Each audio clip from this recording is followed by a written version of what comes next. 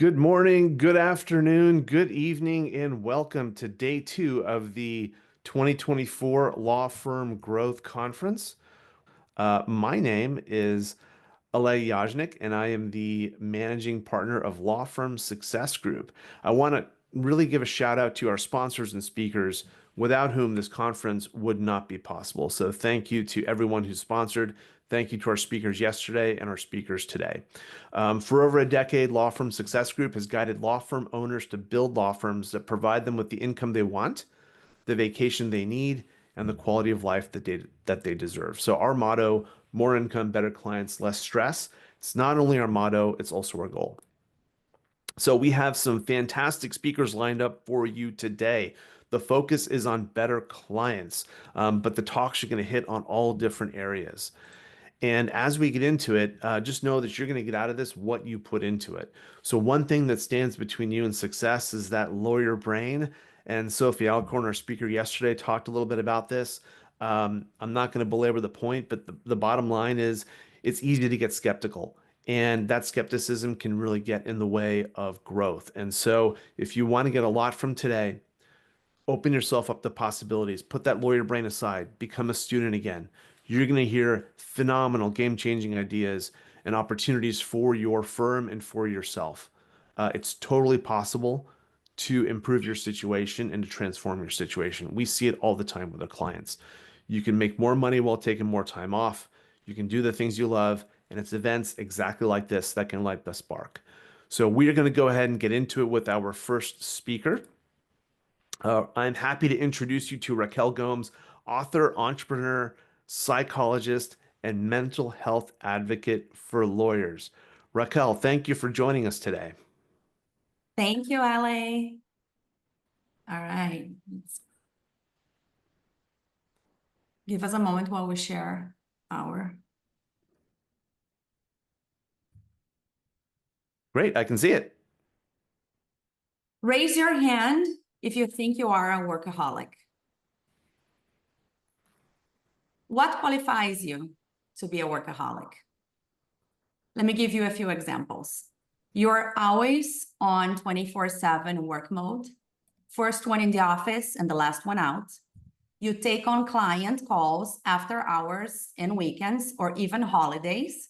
You have a lack of boundaries between work and life outside of the office.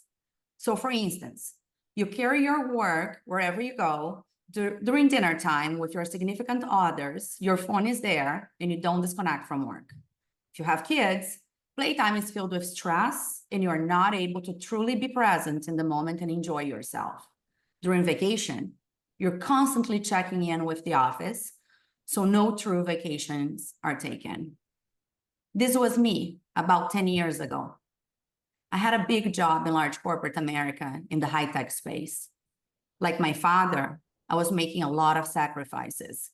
I felt I had to work harder than any male colleague and was constantly having to prove myself to my supervisors, coworkers, clients, and myself. I feel that as a woman, we tend to feel this way, that we have something to prove and that we are not enough.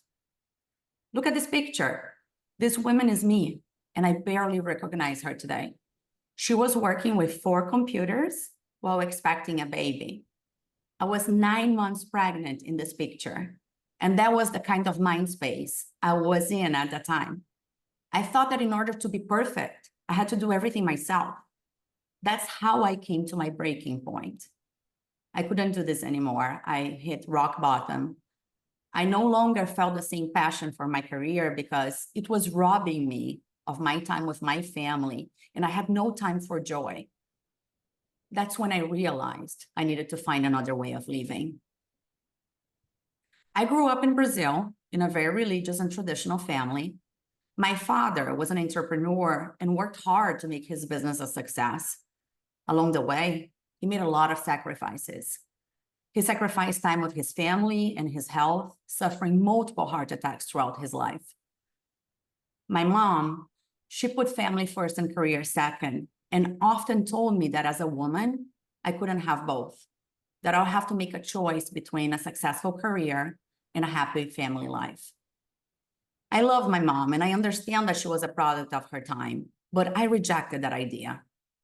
I believed there must be another way to do life. I knew early on that I wanted to help others, and women especially, find the balance between successful career, family, and personal life. My aspiration to work on my own limiting beliefs and help others led me to psychology. Seeing my dad lack so much balance and joy, and my mom, who didn't fully believe in herself as a powerhouse, created a burning desire in me to challenge everything I had learned at home. As a psychologist, I hope to use the skills that I would learn to help myself and other women overcome internal struggles and limiting beliefs and achieve balance in life. Eventually, I left Brazil and moved to the United States. I graduated with an MBA and climbed the corporate ladder in the high-tech space. I was living proof that a woman could have a career and be successful, but I was not happy. Even before I became a mom, I was already struggling with the lack of joy in my life and feeling that I always had something to prove. After becoming a mom, I was getting back in the rhythm of things with a 3-month baby, and I was faced with a problem. Both me and my husband were scheduled to go on work trips, and we didn't have anyone to leave our newborn daughter Sarah with.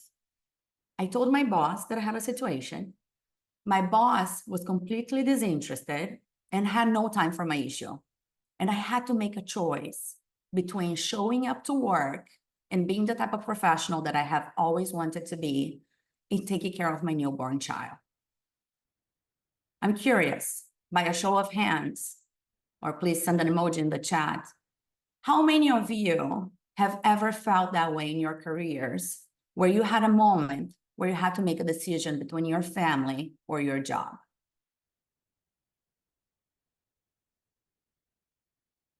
Staffy was created to solve a problem that I had and to help business owners around the world who also struggled with striking a balance between having joy and being successful at the same time. It was created for men and women who want to see their business growing and flourishing while enjoying life. Staffy provides top-notch virtual staffing solutions with HR support to alleviate law firm owners from onboarding, co-management, and training of their virtual teams. Why lawyers? Lawyers are our biggest clients at Staffy. One thing I have learned is that lawyers are one of the most hardworking people out there, working over 40 hours per week and have a hard time balancing joy and success. A lot of our clients who are lawyers talk about going to law school to learn to advocate for their clients, not to learn how to run a business.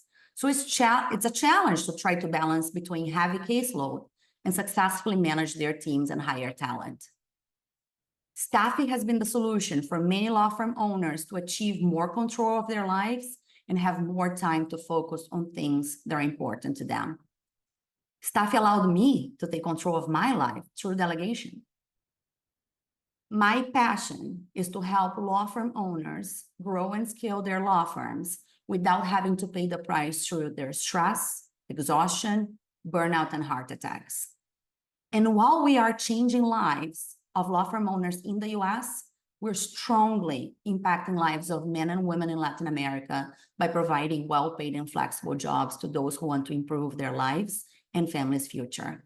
This is of high importance to me.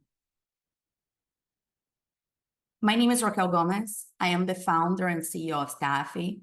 I'm also a psychologist, author, entrepreneur, and mental health advocate for lawyers. I have built my business 100% with top-notch virtual talent from Latin America. At Staffy, we drink our own Kool-Aid.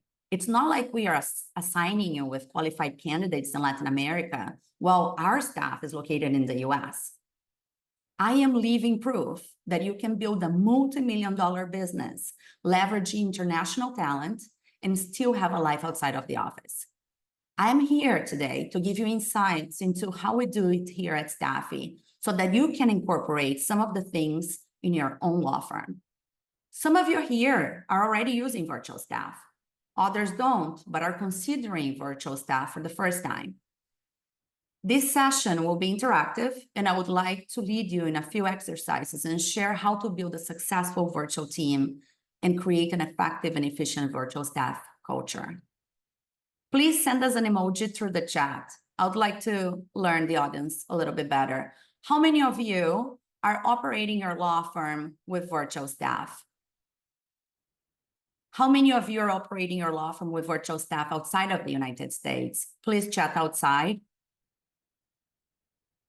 How many of you have one virtual staff who is abroad? If you can chat one in the chat, that would be great. Two, if you have two, please chat two, three, and so on, 4, 5, 6. Do you believe joy is necessary for your well-being and success? It was news to me years ago. It may be news to you too. As adults, we forget about joy. We have responsibilities as business owners, as parents, as life partners, and we let go of our own joy and pleasure, don't we? But what I found is that joy is so important. Feeling joy increases your creativity, your productivity, and satisfaction. It even affects your body because it regulates your cortisol levels. Joy is highly related to mental health. Doing things you enjoy can help improve your overall well-being and mental health by 40%. How about correlation between success, performance, and joy? Did you know that there was a correlation at all? More than 60% of successful leaders attribute their ability to manage stress and maintain high performance to having joy and personal fulfillment. 60%.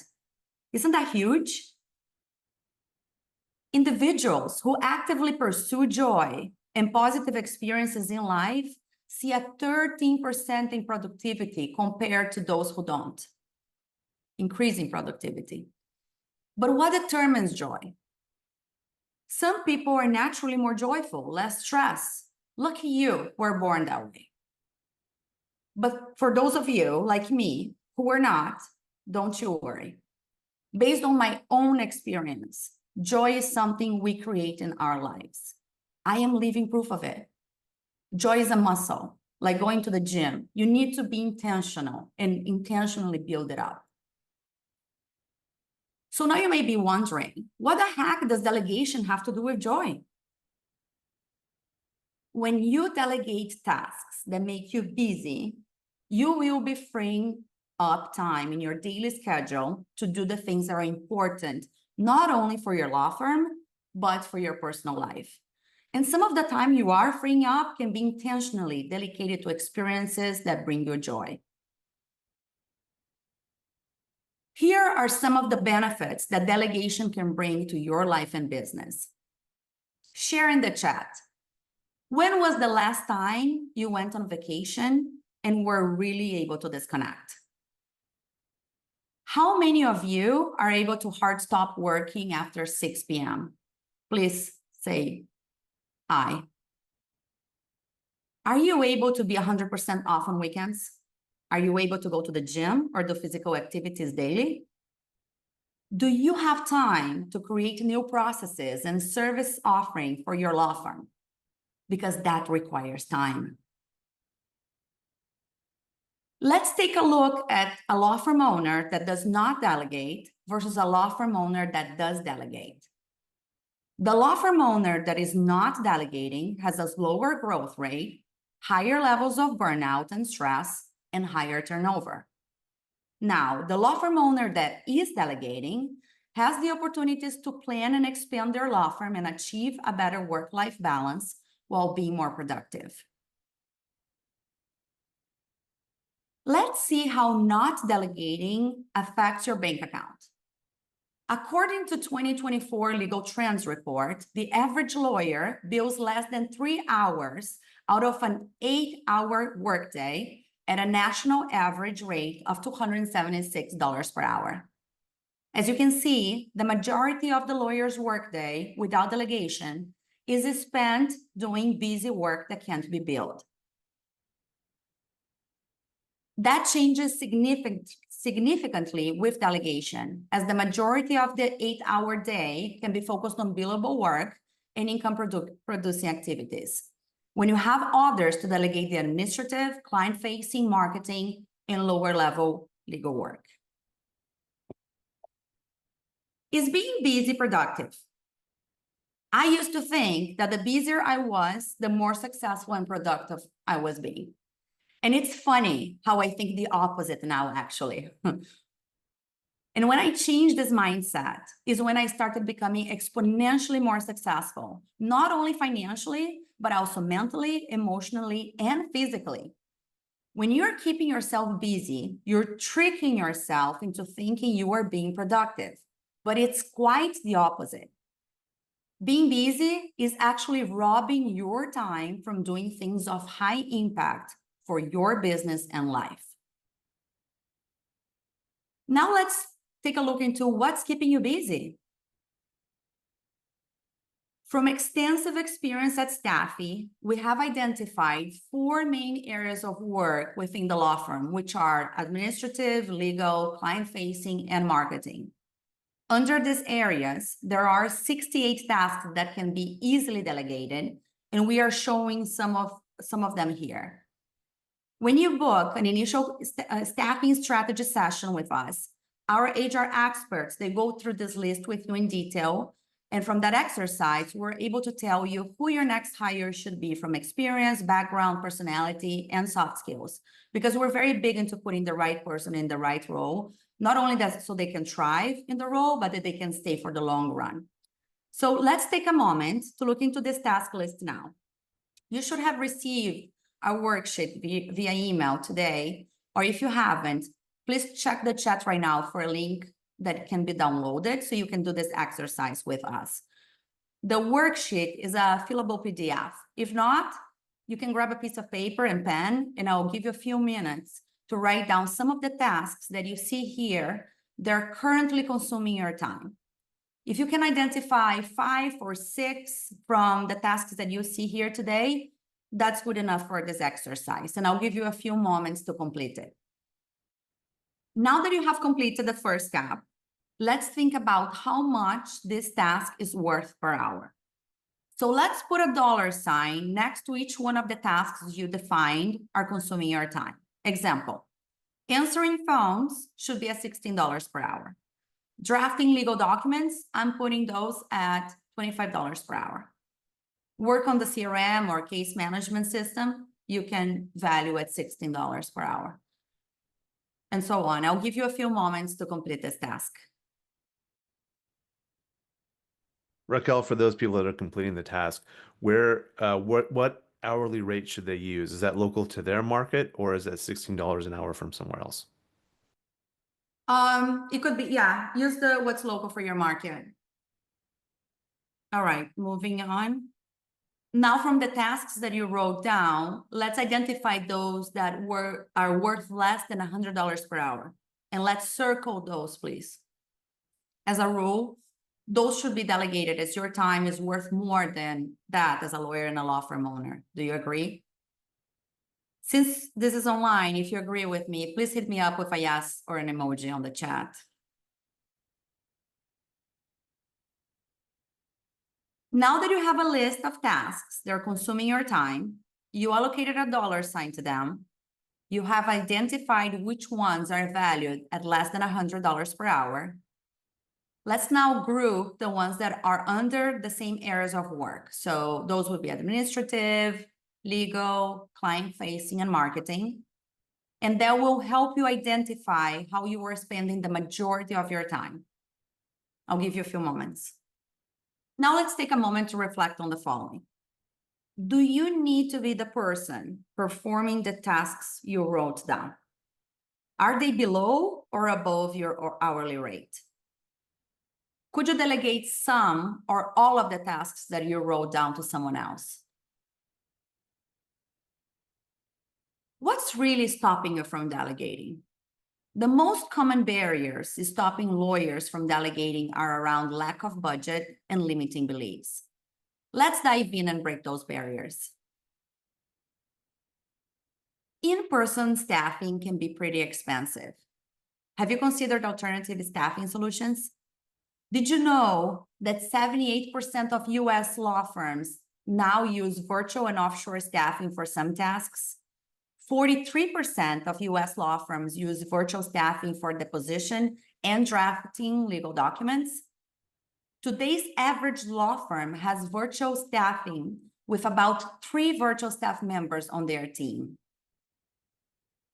Is one of your worries about the cost of bringing on a new employee? By utilizing a virtual staffing agency like Staffy, we're not only assisting you in finding, vetting, and screening and training the right talent for the right role, we are also removing the HR headaches and costs that come with traditional in-person staffing solutions. Did you know that in 2022, 165,000 law firms were surveyed, and Legal Scoops found that virtual staffing agencies like Staffy saved solo practitioners and law firm owners up to $250,000 per year in employee expenses. Isn't that huge? I want to give you a brief overview on how we work. We are constantly interviewing, vetting, and screening candidates from Latin America. These are highly qualified professionals with a college degree and years of experience in their fields. We screen on average about 1,500 applicants per month, and from those, only 1% make it to the final cut and are hired by us.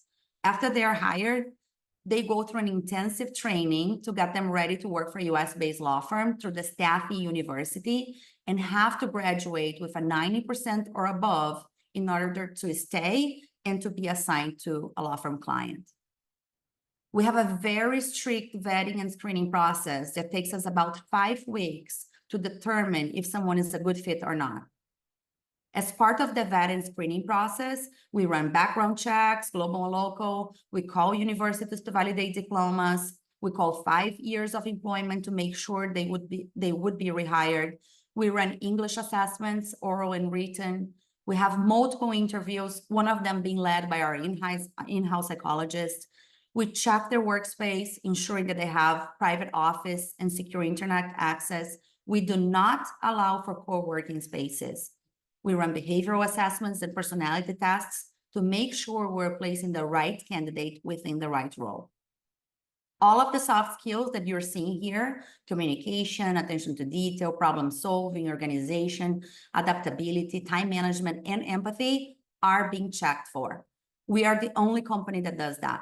For example, if you need a person to oversee client-facing work, we need to make sure that not only they come from the right background and experience in client care and sales, but that they are highly empathetic and care to help others, because that's what lawyers do. You are in the business of helping people. They also need to have a personality that thrives and feeds from human interaction on a daily basis. You have identified which tasks that you need to take off your plate, but you still think you cannot afford it. Time is money. So the question is, how do we free up your time so that you can make more money? You have learned that when you start offloading any administrative, lower level legal work, marketing, and client-facing tasks to a highly qualified virtual staff member, you will be able to focus your time on high impact and billable work. This is what you do. Analyze what would you do with 3 additional hours daily. Which are the income producing activities that you can start focusing on or start doing more of once you start delegating those tasks that are under $100 per hour? For example, joining networking groups such as provisors, BNI, local chambers, and attending to those events where you connect with other lawyers that can start referring you business. Doing one-to-ones with potential referral partners so they can trust you and start sending you referrals. Focus on more billable work. Initially, it may seem like an investment, but let me ask you this. How are you expecting to grow your business and be in your business at the same time? Limiting beliefs are patterns, ways of thinking and behaving that we learn typically from our parents and significant others. These are beliefs that are impeding our growth. Reason why they're called limiting beliefs. The most common limiting beliefs we see in small law firm owners where it relates to delegation are perfectionism, control, delegation PTSD, and fear of management. Which limiting beliefs are holding you back? Let's go over them together. Perfectionism. Who here thinks, or like me, used to think, that I must do it myself in order to be done perfectly? Please send me an emoji. In this thought process, we think that we do things perfectly, but in reality, there are so many ways of achieving the same result. And truth is, perfect is an illusion. You think your way is perfect while someone else thinks their way is better. Perfectionism is a way of micromanagement where the focus is on specifics on how to get things done, when in reality, what's truly important is the end product being finalized correctly. So focus less on the how and more on the results, always making yourself available in the process to guide your team and answer questions. Control. Who here feels that they need to control everything? Everything must go to me first.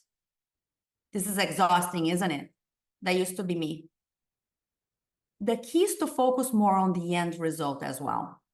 Give your staff a chance to prove themselves.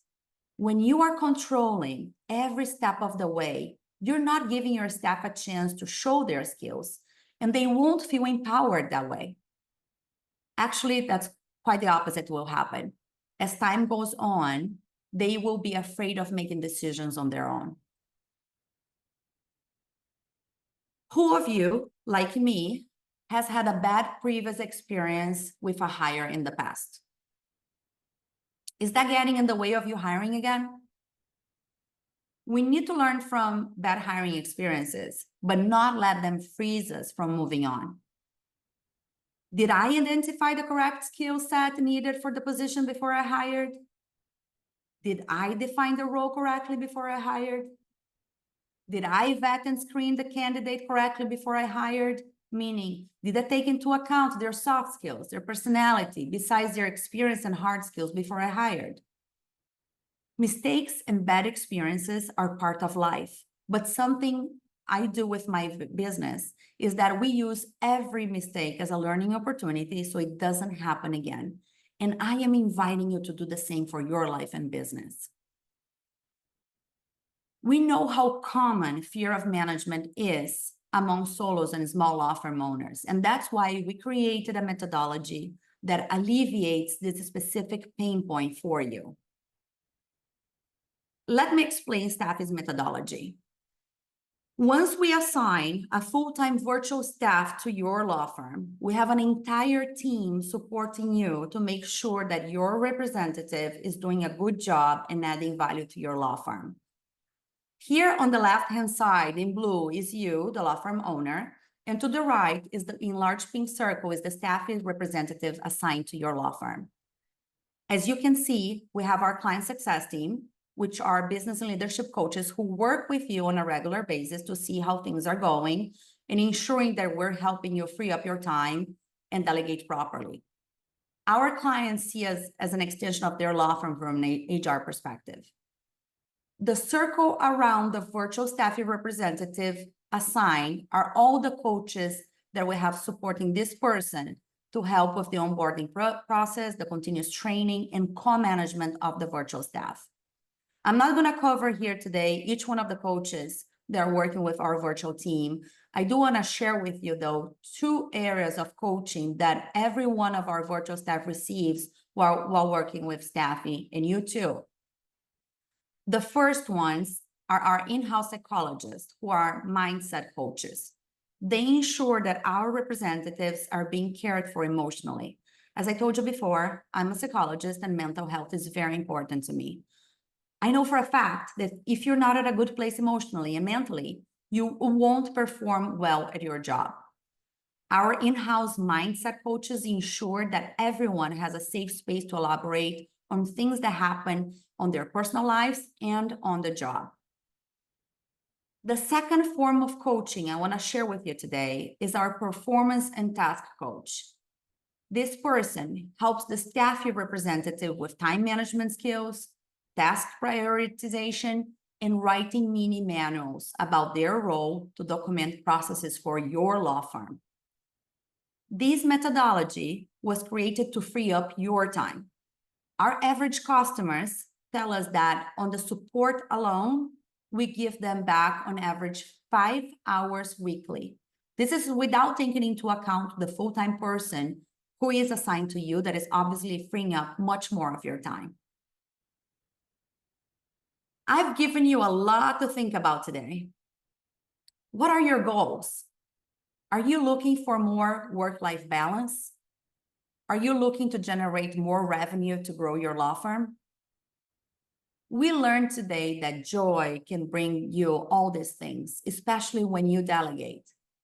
Delegation is the key ingredient for more joy and success. I would love for us to continue this conversation. If today's presentation resonated with you, please scan the QR code on the right. Feel free to schedule your free staffing strategy session with my team. And I would love for us to stay connected on LinkedIn, where I share content on women in business, leadership, and delegation. The QR code on the left will take you to my LinkedIn page. And we are now sharing both of these links in the chat. Thank you so much for your time. Raquel, thank you. That was fantastic. I really appreciate all the information you gave us. Shout out to you and your team. I know we routinely refer our clients to Staffy, and you have a 100% success rate with our team. So it really enables my clients to free up their time. And as you know, and other people may know, I firmly believe that time is our most precious asset. So thanks for everything that you and your team do at Staffy and helping attorneys free up their most precious asset. Thank you. And if anyone would like to get slides and recordings and that kind of stuff, we actually have a way to do that now, which is really simple. At the end of the day today, you are going to get an email with a link to a speaker review. And in that survey, you can request slides and contact with specific speakers. So make sure you complete that. That will be your way to get the slides and the recordings, as well as connect directly with our speakers. Raquel, great job today. Thank you so much. We are going to go ahead and move into the next topic right away. We are one speaker away from our break, so sit tight. We are going to talk about clients and the expert trap and really interesting stuff. Like, what's an expert trap? Well, we're going to find out. Law firm owners hire Bruce LaFetra to transform their marketing and business development by attracting more of their best clients, the ones who buy faster, pay more, and make more referrals. Rainmakers call Bruce the client whisperer because he teaches them and their firms how to think like your best clients, which is super important. Bruce takes a unique approach. He actually reverse engineers your best relationships with your clients and kind of unearths what's going on there so you can actually clone your best clients and build a book of business that completely reflects those amazing clients. In the course of interviewing the best clients of the firms, Bruce noticed a pattern, and that's what he's going to talk about today. He's going to talk about the expert trap and how it's costing lawyers like you time, money, and lost clients. And quick plug for Bruce, he was very helpful for me when I was wanting to think like my best clients. So without further ado, Bruce LaFetra. Hey, think of it. It's a balmy January afternoon. 14-year-old me has just finished adding up all the Christmas tips from my paper route. I did great. I earned 15 months worth of profit for 12 months worth of work. Everyone told me that was my reward for great customer service. And for 25 years, I believed that. Then one day later, my parents ran into one of my old customers. They still remembered me and they got talking. And it turns out it wasn't great customer service. They expected great customer service. It was their dogs. See, I like dogs. And I got to know all the neighborhood dogs really well. And the dogs all looked forward to seeing me. They got excited when they saw me coming. Now, you have to understand, these weren't ordinary pets. Many of these dogs were surrogate grandchildren. And I treated those dogs as full members of their families. That's why I was rewarded. Your clients are no different. Little things matter, often things that we don't notice or don't think are important. When you figure out what the dogs are for your clients, they will buy faster, they will pay you more, and they will refer you more often. In the next 30 minutes, I'm going to share 3 action steps that will clarify your value and transform your law firm. If you were here yesterday, you heard some great tips from Steve Fretson about sales-free selling, Gary Johnson about converting more of your consultations, and even Saja Rayu talking about introversion as her superpower. At times, you're going to think I'm talking about sales, but I'm really talking marketing. Marketing is the setup, the foundation for everything they talked about. There's no need to take notes because I will have a link to a summary, and I'm offering valuable bonus content that you won't want to miss. So let's dive in. Typically, 80% of your profit comes from the top 20% of your clients. These are the clients that say things like, you get me. They follow your recommendations. They bring out the best in you. These are your version of my dog owners. Meanwhile, the bottom 20% of your clients push back on your fees, or worse yet, your invoices. They tell you how to practice law. And these are the ones that call at 5:30 on Friday afternoon, expecting you to spend all weekend on something that isn't even urgent. In my newspaper days, these were the people who expected special service, but were always slow to pay. So are you catching on? While the top 20% of your clients generate 80% of your profit, 80% of your headaches are caused by the bottom 20%. Who you work with makes a huge difference in the success of your firm and the quality of your life. Earning more doesn't require more stress and strain. It just requires that you work with more of your best clients. I know you want more best clients and fewer bottom clients, but firing your bottom clients doesn't work unless you change how you get clients. Otherwise, you just replace the old bottom clients with new bottom clients. That describes a lot of well-intentioned marketing, maybe yours. That's what happens when you fish for clients with a net instead of throwing spears. Now, this isn't wishful thinking. You already have some of these clients. Let me help you get more of them. Let's talk about how this relates to practicing law. Carrie was in a profession, your profession, where 78% of you find business development stressful. 76% of lawyers are strained by meeting client expectations. And according to the American Bar Association, each year, the average lawyer invoices more than 7 weeks of work that is never collected. Mark was getting more competitive. Every time Kerry lost to some upstart firm, it was like a punch in the face. He buckled down and he invested in marketing to highlight his firm's vast knowledge and expertise. That was 2 years ago. Those punches, they kept coming. How can these upstarts keep winning? We're the experts. You could look at Kerry and see his passion slipping away. I've seen this scenario so many times. Kerry and others, maybe you fall into a trap. Now, before I can show you how to escape the trap, you need to recognize the trap. So first, let's look at why clients hire you. Most lawyers do good work. Others provide knowledge and expertise, and a handful provide guidance and decision-making. Let's call these cogs, experts, and advisors. When you're a cog, your work is directed by others. When you're an expert, use your knowledge and expertise to provide answers. And when you're an advisor, you guide the questions that are being asked. The next level is interesting too. Cogs and experts are reactive. The client directs your work. Advisors, by contrast, are proactive. They are part of the process. Cogs and experts generate information so others can make a decision. Advisors are part of the decision. Next, and roles get paid. That's your price. You're a commodity. It's totally different for advisors. The advisor's value is based on your impact, how you improve your client's business. If you're confident I will double your profit, how much are you willing to pay me? You put it in the chat if you want. If I can double your profit, how much will you pay me? Yeah, I'm willing to pay you a lot. So your best clients are no different. They're not only willing, but happy to pay you to improve their business. You just need to frame your work so clients see your impact. Now, did you notice one other thing I did? Yeah, if you're paying attention, I skipped experts. You see, a lot of people do that. You see, they don't understand why experts are rewarded with clients who drag out the buying process, then haggle about the price, and then aren't loyal. I've seen this problem so often, I've given it a name, the expert trap. Now, there's nothing wrong with being an expert. The problem is selling like an expert. Perhaps this is familiar. Maybe you've seen this before.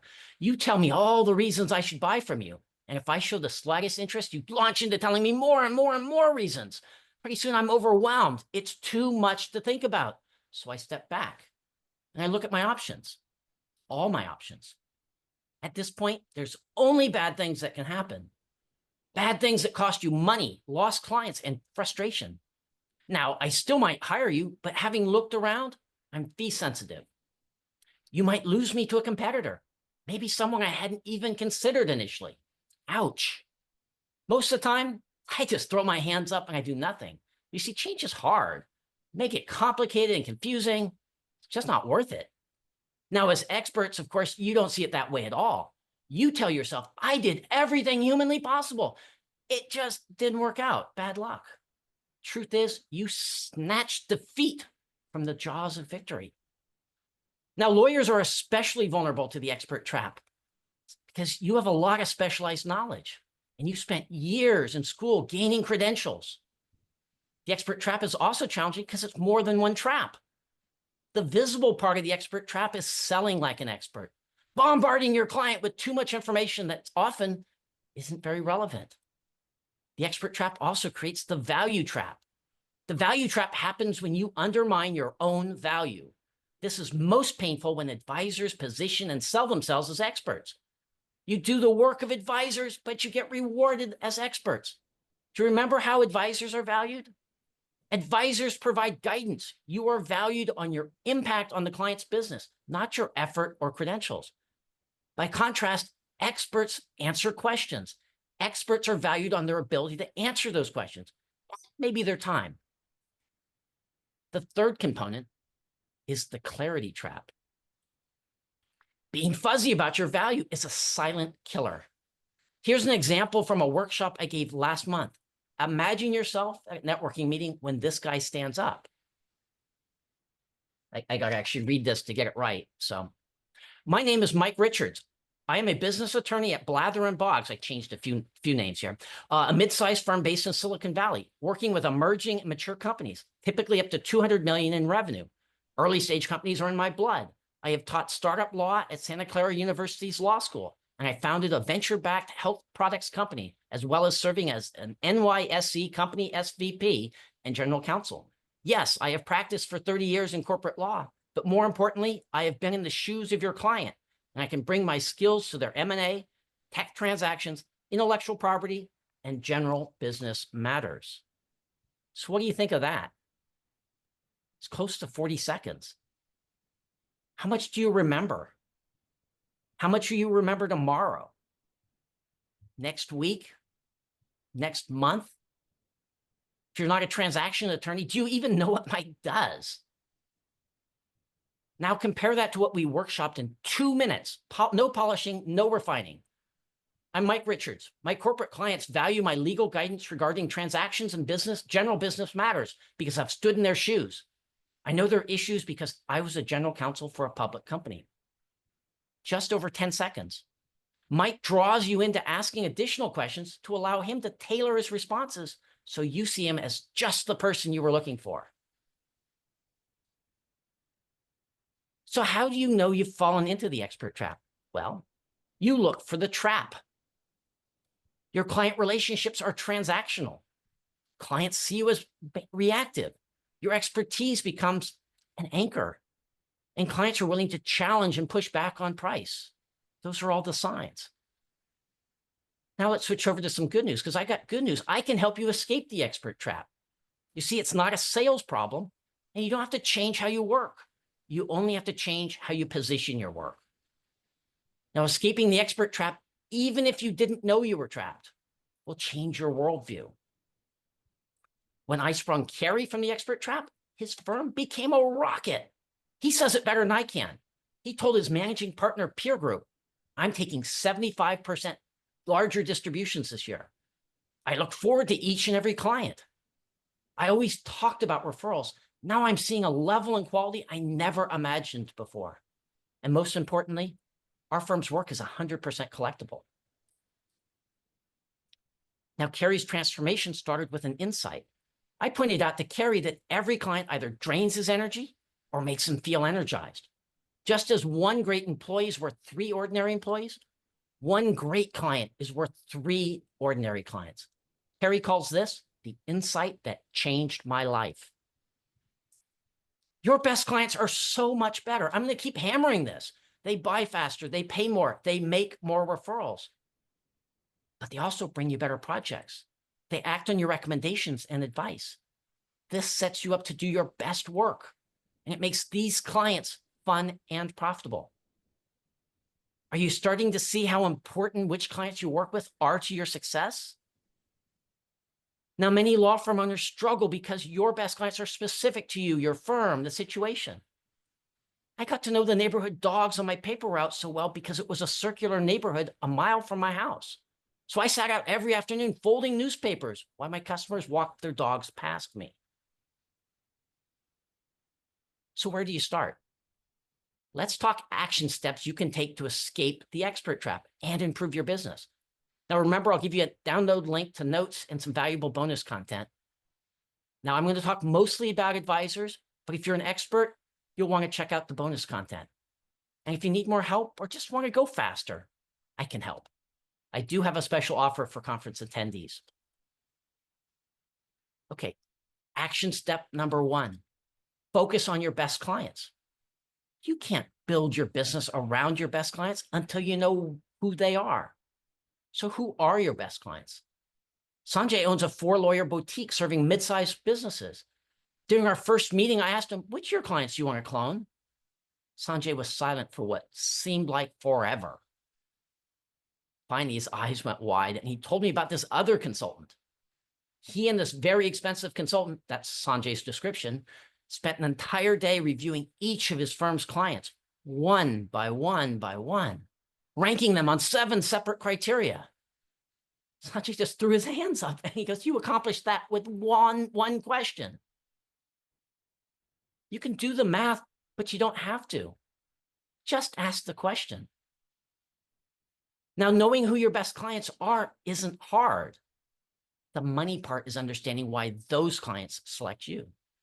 To understand why your best clients select you, you've got to understand how they see you. Are you a cog, an expert, or an advisor?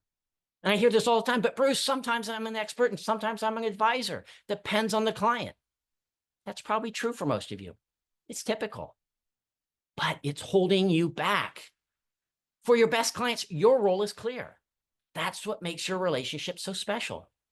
You got to be honest about your role as your clients see you. If your best clients are looking for answers, they see you as an expert. Embrace that. Remember, the expert trap is about selling like a typical expert. If your best clients are looking for guidance, they see you as an advisor. If you get your wires crossed, you might do good work, but you'll never have a great relationship. That client will never be worth 3x your ordinary clients. And you'll struggle with long sales cycles, fee pressure, and fewer referrals. Just as cogs have a different relationship than experts, experts have a different relationship than advisors. Action step number 2 is to be clear about your offer. Think about your offer in terms of what the client is trying to accomplish rather than the individual task you will perform to get there. This may or may not mean you do fewer things. Most trademark attorneys tell you all the things they do: conduct a trademark search, advise on potential marks, file with the USPTO, respond to office actions, enforce the trademark. Clients don't see this as 5 different things. Clients see it as protecting our brand. See your firm the way your clients see it. They have an easier time connecting with how you improve their business. Action step number 3 is become a magnet for your best clients. You need to take your audience and your offer and connect it with why your best clients hire you. Remember Mike, the business transactions attorney? His marketing, his website, his LinkedIn were as scattered and as fuzzy as his introduction. When I talked to him after the workshop, it was clear he was stepped into the expert trap and it was limiting his success. Mike took advantage of the same offer I'm going to make you. We got clarity around his target audience and offer. I stopped him from talking about all the stuff he does in favor of highlighting who his best clients are, how he improves their business, and why they select him. Mike's marketing and business development is now laser focused. He's seeing great results. So each of these actions is straightforward. None is a simple template.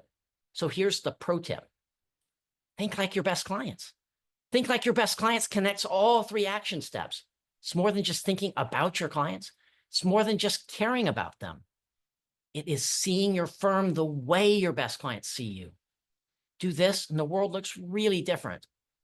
Things you didn't understand or had to guess about now become clear. Thinking like your best clients allows you to position yourself so that you attract more of your best clients. Changes how you generate business, how you describe your value, how people refer you to others. Changes how you think about your firm. When you think like your best clients, you will never fall into the expert trap. You'll be like Kerry. His clients are buying faster. Avoiding the expert trap makes the decision easier for clients. Or as he says, easier is faster. He's also getting paid more. Avoiding the expert trap keeps Kerry focused on how he improves his client's business, rather than detailing all the individual legal work that he has to do to get there. When we talk about impact, clients pay us more and are happier. And Kerry is getting more referrals. Avoiding the expert trap keeps Kerry clear about why he gets hired. Kerry is very clear about who his best clients are and why they hire him. He makes it clear to his referral partners. Kerry says being specific generates more and better referrals. So clients who buy faster, pay more, and make more referrals were each small steps for Kerry, but a huge leap for his law firm. Okay, kind of cheesy there. But let's pause here for a minute. And I want to ask, does this resonate with you? Have you learned something? Let me know. The best way for me to know is that I'm resonating is for you to give me feedback. So before I take some questions, scan this QR code with your phone or take a picture and use the link. Now, I know Alay is also gathering feedback for all the speakers. Please, please give the speakers feedback. But this comes directly to me, and it means a lot to me. The bonus content is my thank you. This includes a summary of the expert trap, a bonus action step, and more detail about how advisors and especially experts can escape the expert trap. So while you're busy, I'm going to take a minute and catch up on the chat and questions. When you finish, type done in the chat, and I'll be back in just a minute here.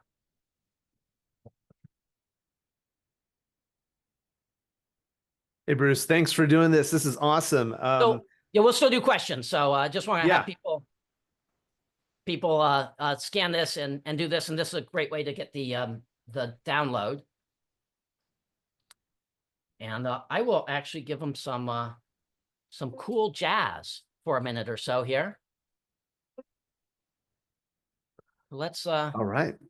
Please type your questions in for Bruce into the chat box. Bruce, I want to, I don't know if you remember, but way back when you actually did some work for me in my business when we were looking at group coaching versus one-on-one coaching. And I found that to be instrumental in actually deciding to not do group coaching and to just focus right back on one-on-one coaching. And it was transformative because I realized that was really where I had to make an impact, and it helped me scale my organization in a completely different way. When you conduct client interviews, how do you do those? So there's a couple of things. I just want to make a comment on you. It's not that you did something entirely different. You thought you were going one direction, but where you really were making an impact was somewhere else. And that's what came out of the interviews. So it wasn't that you had to make up something different. It was like, oh, wow, this is what's really important to people. And so you understood what they were doing. So what I do is I talk to my clients' best clients, the ones that they want to clone. I don't want to talk to everyone, just the ones that they get a rush out of, that they know there's something special, but they may not know what. And deepen that conversation. And I sometimes well, I talked to another marketing person last week, and they were saying, "Oh, we do customer interviews too." And I say, "So, well, tell me about yours." It's like, "Well, people are really busy. We've got maybe 10 minutes." And I go, "Well, who you talking to?" "Well, the marketing person, or if we can get a VP, that's great." I say, "Well, I'm talking to the CEO for an hour." And they go, "How do you do that?" I go, "Maybe we're not doing the same thing." And so it's a level where we can peel the onion back to where because they don't think about this either. And it starts to say, hey, there's this thing that LA does that I never really thought about, but if he were to do something different, that would be a totally different relationship. That's where the magic is. And I'm just bottling magic. I'm not making magic. I'm just bottling it, but it's hard to find. And when you have talked to lawyers, you just went through the expert trap about some things that you have seen. Um, but it seems to me that a lot of lawyers maybe think less of themselves than their clients do. Their clients think very highly of them, and at least the ones that you're talking with. What are some of the things that come out where you find that a lot of attorneys tend to undervalue or downplay or, just kind of underestimate themselves and the services they provide? Well, I'll answer it a little bit differently. I think the thing that they miss on the biggest is that they think it's the task, it's the stuff they do, as opposed to the relationship. They undervalue the relationship. And so my clients, you come across, I've had plenty of clients that do not have imposter syndrome, but they think it's very logical. It's the task they do. It's their credentials. Well, credentials provide credibility, but credibility is really valuable after someone trusts you. If you try to do it before they trust you, now you're running this long process where developing trust takes a long time. If you can align with their goals, they will say, hey, I want to work with you, but I got to be logical. Have you ever done this before? And so the credibility step becomes very focused, as opposed to throw out all that. That's the expert trap. Throw out all this stuff, hoping something sticks. And think about it from your own perspective, anyone that's listening. If someone were to ask you one or two credibility questions that were very tailored and you could nail those, how fast does the process go versus you trying to throw stuff on the wall, hoping something sticks? And then they step back because, oh man, I didn't realize it was so complicated. The other side of that I really appreciate is it helps us, right? Like once we know who our ideal clients are, now we can target those clients. And, it impacts our website, it impacts our branding, it impacts our marketing. And when we're doing the consultation, we can really easily figure out, is this going to be a good fit for me or not? Yeah, because you want to figure that out early. So I'm going to say one thing is I never talk about ideal clients because that's your perspective. That's my ideal client is who I want to work with. Let's turn that around. So I always ask, for whom are you the ideal provider?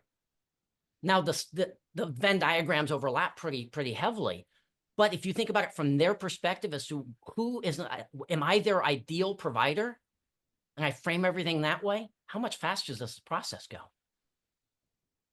So we're going to do a quick test here, Bruce. Who is your ideal or target client?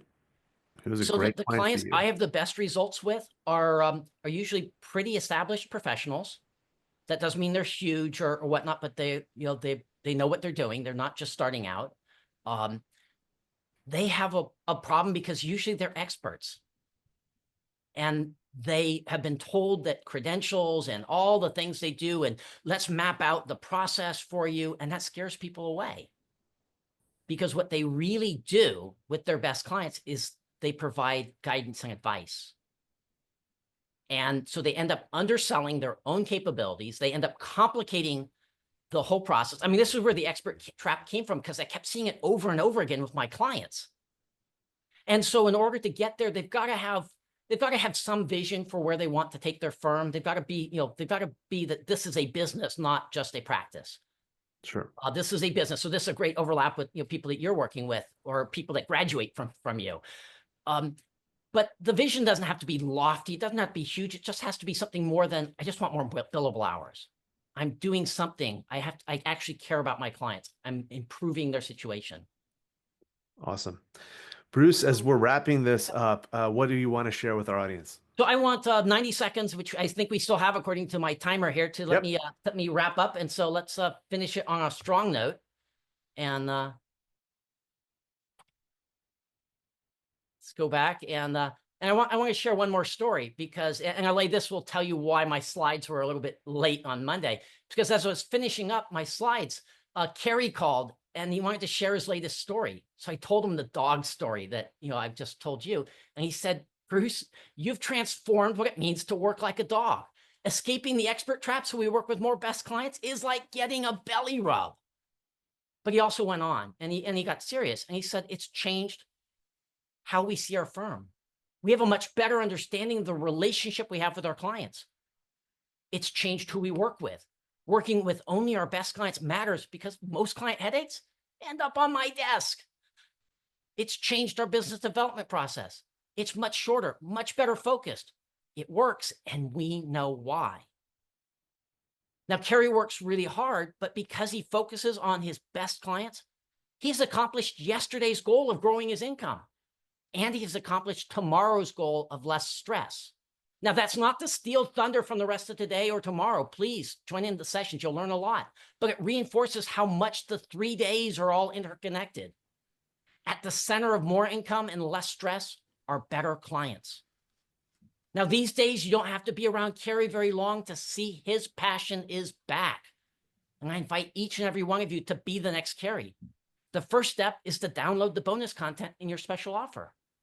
And remember, there's no trade-off. More best clients leads directly to more income and less stress. Back to you. Awesome. Thank you, Bruce. Everyone, we are going to go on a quick break, 10 minutes. So be back here at a quarter till, please. There we are. All right. All this technology, LA, colliding together technology. I know. It's been a while since I've run a webinar, and they have completely updated everything. So it's really cool stuff, and I'm probably having too much fun playing around with it. Yeah, I feel the same. Welcome back, everybody. We have a fantastic second session lined up for you. We have Doug Sandler and Strickland Bonner talking about Rainmaker podcasting, and followed by Jen Lee, who's always a treat. Quick note about Doug and Strick. Both of them are phenomenal. They do my podcast as well as Steve Fretson's podcast and another speaker's podcast, a bunch of other folks. These people know their stuff. What I really love about their approach is they really worked with me to make sure my podcast helps my business. It's not just something I put out there. It actually has a measurable business return, and it's had a positive ROI every year I've started it. So without further ado, Doug, Strick, you're up. Thanks, LA. Thanks for having us very much. And hey, everybody, we've had a chance to, at least I've had a chance to check in a couple of the speakers that have been here since the beginning and really enjoying the content. So we'll keep on track and we'll keep on path. And Strickland is definitely the river banks for me, and I am the river. So I will meander many different angles. But Strickland, why don't you get us started? Doug tends to wander if we let him, so we won't let him do that. So a little background about Doug and I. We have our own podcast called The Nice Guys on Business with over 4 million downloads, 1,500 episodes. And we also run Turnkey Podcast Productions. We've launched over 250 shows. We've produced thousands of episodes. And what we're all about really is not putting out this product that is a podcast, because of course everybody has a podcast now. We, as Alay said, are really all about creating a podcast that is going to help you grow your business. That is kind of what we're all about. We have got Doug, did you show that slide of yeah, let me share that again. On and off sorry. too quick. I'm just not paying sorry attention. about that. If we have a number of current clients, including Alay and Steve Fretson, who are lawyers shaping the New York City skyline on intellectual property, light bulb moments. These are all current clients of ours who are lawyers or work with law firms that we're helping out. 3 big ways that we help grow your business. The first one, the easiest one, is brand awareness. That is a bit of a long approach. Doug, why don't we go into a couple quick details for that? Because I don't want to get too deep into that one. Sure. And if it's okay, Strick, I want to back up here for just one quick second, just so everybody is kind of understands the landscape. Every one of these attorneys in the top section, the legal podcast clients that we have, they all approach their podcast slightly differently. Some people do it and they want to just make sure that people are aware that they're around. Some people want to do it and make sure that they are the subject matter expert in whatever type of law that they practice. And some of the clients that we that have hired us to do their production want us specifically because they want it as a Rainmaker podcast. They want to do it for business development, to get referrals. So there's a number of different approaches. And then you have guys like Alay and Steve Fretson who support the legal community, who all have messages specific to their businesses as well. So whether you are someone that supports the legal community or you're an attorney that has a specific goal in mind for your podcast, that is something that you can use podcasting to help you grow. But as Strickland said, brand awareness is probably one of the most popular reasons that people get started podcasting. They want to plant their stake in the ground. They want to start a podcast that's about, let's say, intellectual property, and they are really specific in a specific type of law, and they want everybody to know that is what they are so good at. So brand awareness is absolutely something that you can do. You get on the air, you have a conversation with other professionals, other people in the industry, maybe even clients, and you're just talking about the stuff that you are a subject matter expert in. And as you are doing that, obviously people are making themselves, you're making yourself aware, or you're making the market aware that that's exactly what you do. So brand awareness is one of the most popular reasons that people get started podcasting. But it's a not, long road. It is not the kind of thing where you can just put a couple episodes out and you're immediately the expert in the field. Whenever you put an episode out, you're always going to be reinforcing that. But again, it's not something that happens overnight. It's not something that happens even in a couple of months. It's something that takes a long time. And so that's where a lot of businesses and podcasters get frustrated because like, hey, I put 4 episodes out. I've been doing this for a month. Why am I not seen as the expert in the field? Why don't I have 1 million downloads? That takes time. But we have a couple of other ways that we help businesses approach podcasting that can help bring revenue in and grow the business a little quicker than that. And so the next one is about business development. Doug, why don't you go into some details about that? Sure. And Strick, this was the one that when we struck upon this for our own business, which is podcast production, so it's a little meta, teaching you about podcasting on a podcast, but let's talk about the practice of law. If you want to make money podcasting using your podcast as the tool, and you don't want to wait a year or 2 years to build a community that's finally going to, have somebody in the audience say, hey, I want to hear more information about what you do. Instead of doing that, you have a more direct path to your client, and that is through your guest seat. Now, there's a couple of different ways that you can actually make money podcasting or use your podcast as the Rainmaker tool. You can either look for people that are directly involved with getting involved in your practice, meaning somebody that could potentially become a client. Or if you're in the type of law that you don't want to put, let's say you practice family law and you're not going to have somebody sit in your guest seat talk about their divorce or the issues that they're having if they have a liability issue with an organization. But maybe instead of doing that, you have the opportunity to get someone in that guest seat that could be a good referral source for you.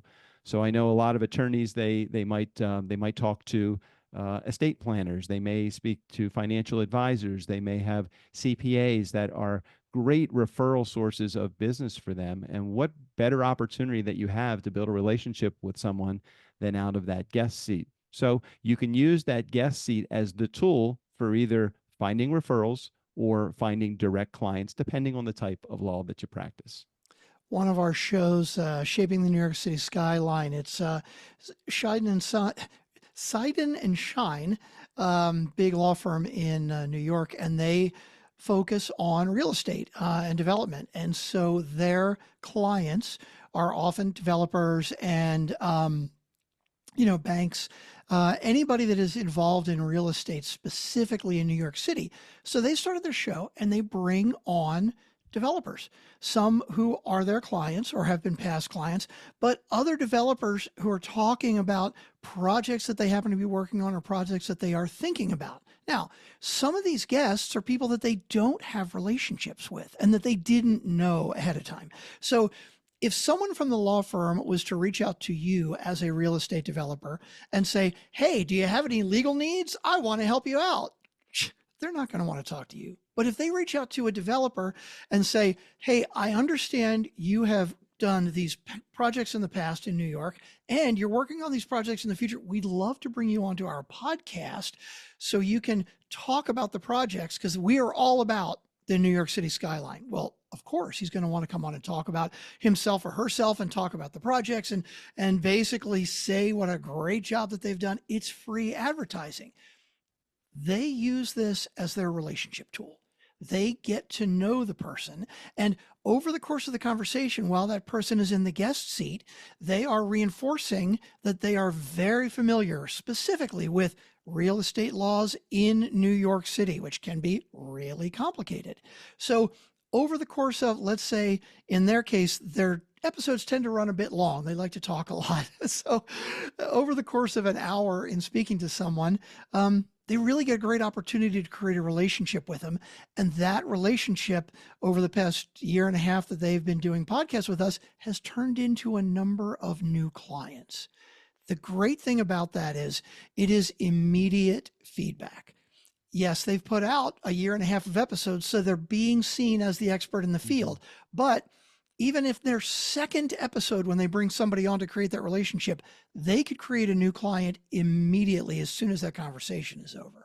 One of the things I love about this approach to podcasting is that it really does eliminate that I want to call it the salesperson prospect dance, or that firm or attorney to prospect dance. There is none of that, because you're not soliciting them for business. What you're actually doing is asking to open up a conversation with them to talk about what they do best, which is in Side and Shine's program, it's development or banking.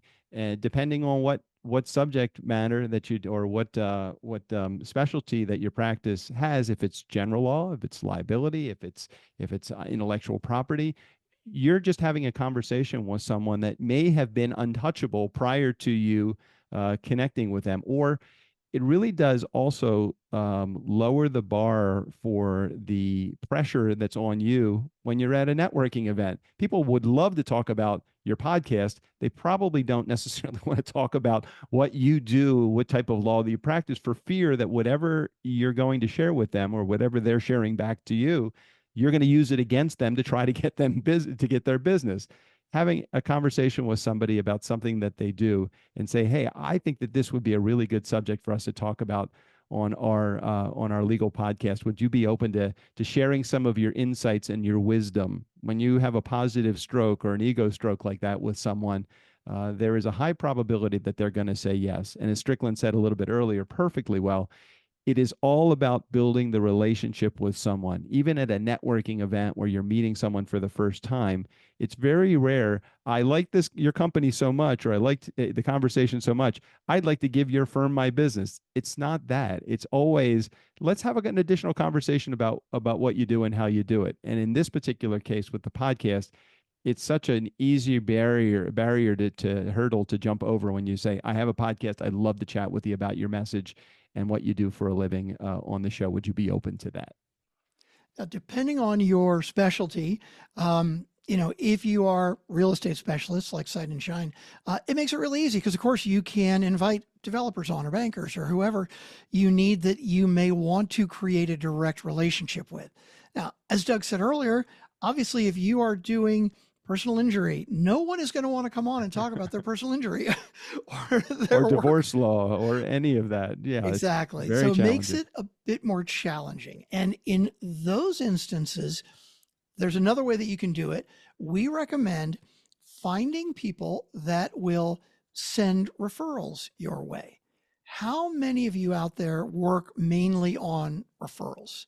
And by the way, there are two kinds of referrals. There is somebody says to another person, hey, I work with this law firm. They're great. Come on and go talk to them if you need some help. Well, the other would be, let's say if you are doing tax law, for example. Well, accountants are going to have clients that they may need to refer to you if they have more complex tax problems that go beyond the scope of their accounting. So it's not a direct referral where that accountant may want to be a client for you, but their clients may be able to be referred to you for business. And that is the next way that we recommend that you bring those type of people into your seat, the guest seat, to create the relationship with them. Strick, I think that we've struck upon the, okay, why would podcasting potentially work in the legal world? But the next question that I would have if I was an attorney looking at this is, well, especially for some of the smaller practices where you're doing everything, you're doing business development, you're doing marketing, you're even maybe answering the phone in your own practice, which is again a big challenge. Oftentimes is time management. We don't want to throw one more thing on your plate. So one of the questions that we oftentimes get from some of the firms that we are working with is, this sounds great, but I mean, how am I going to put this into an already busy schedule? So Strick, maybe can you share a little bit about how the model works? Yeah, and that's the thing with podcasting. If you look at it as this product, this thing I'm going to put out every week, and hopefully it'll get me some name recognition, well, yeah, then it's going to be a drag on your time, on your energy, on your resources.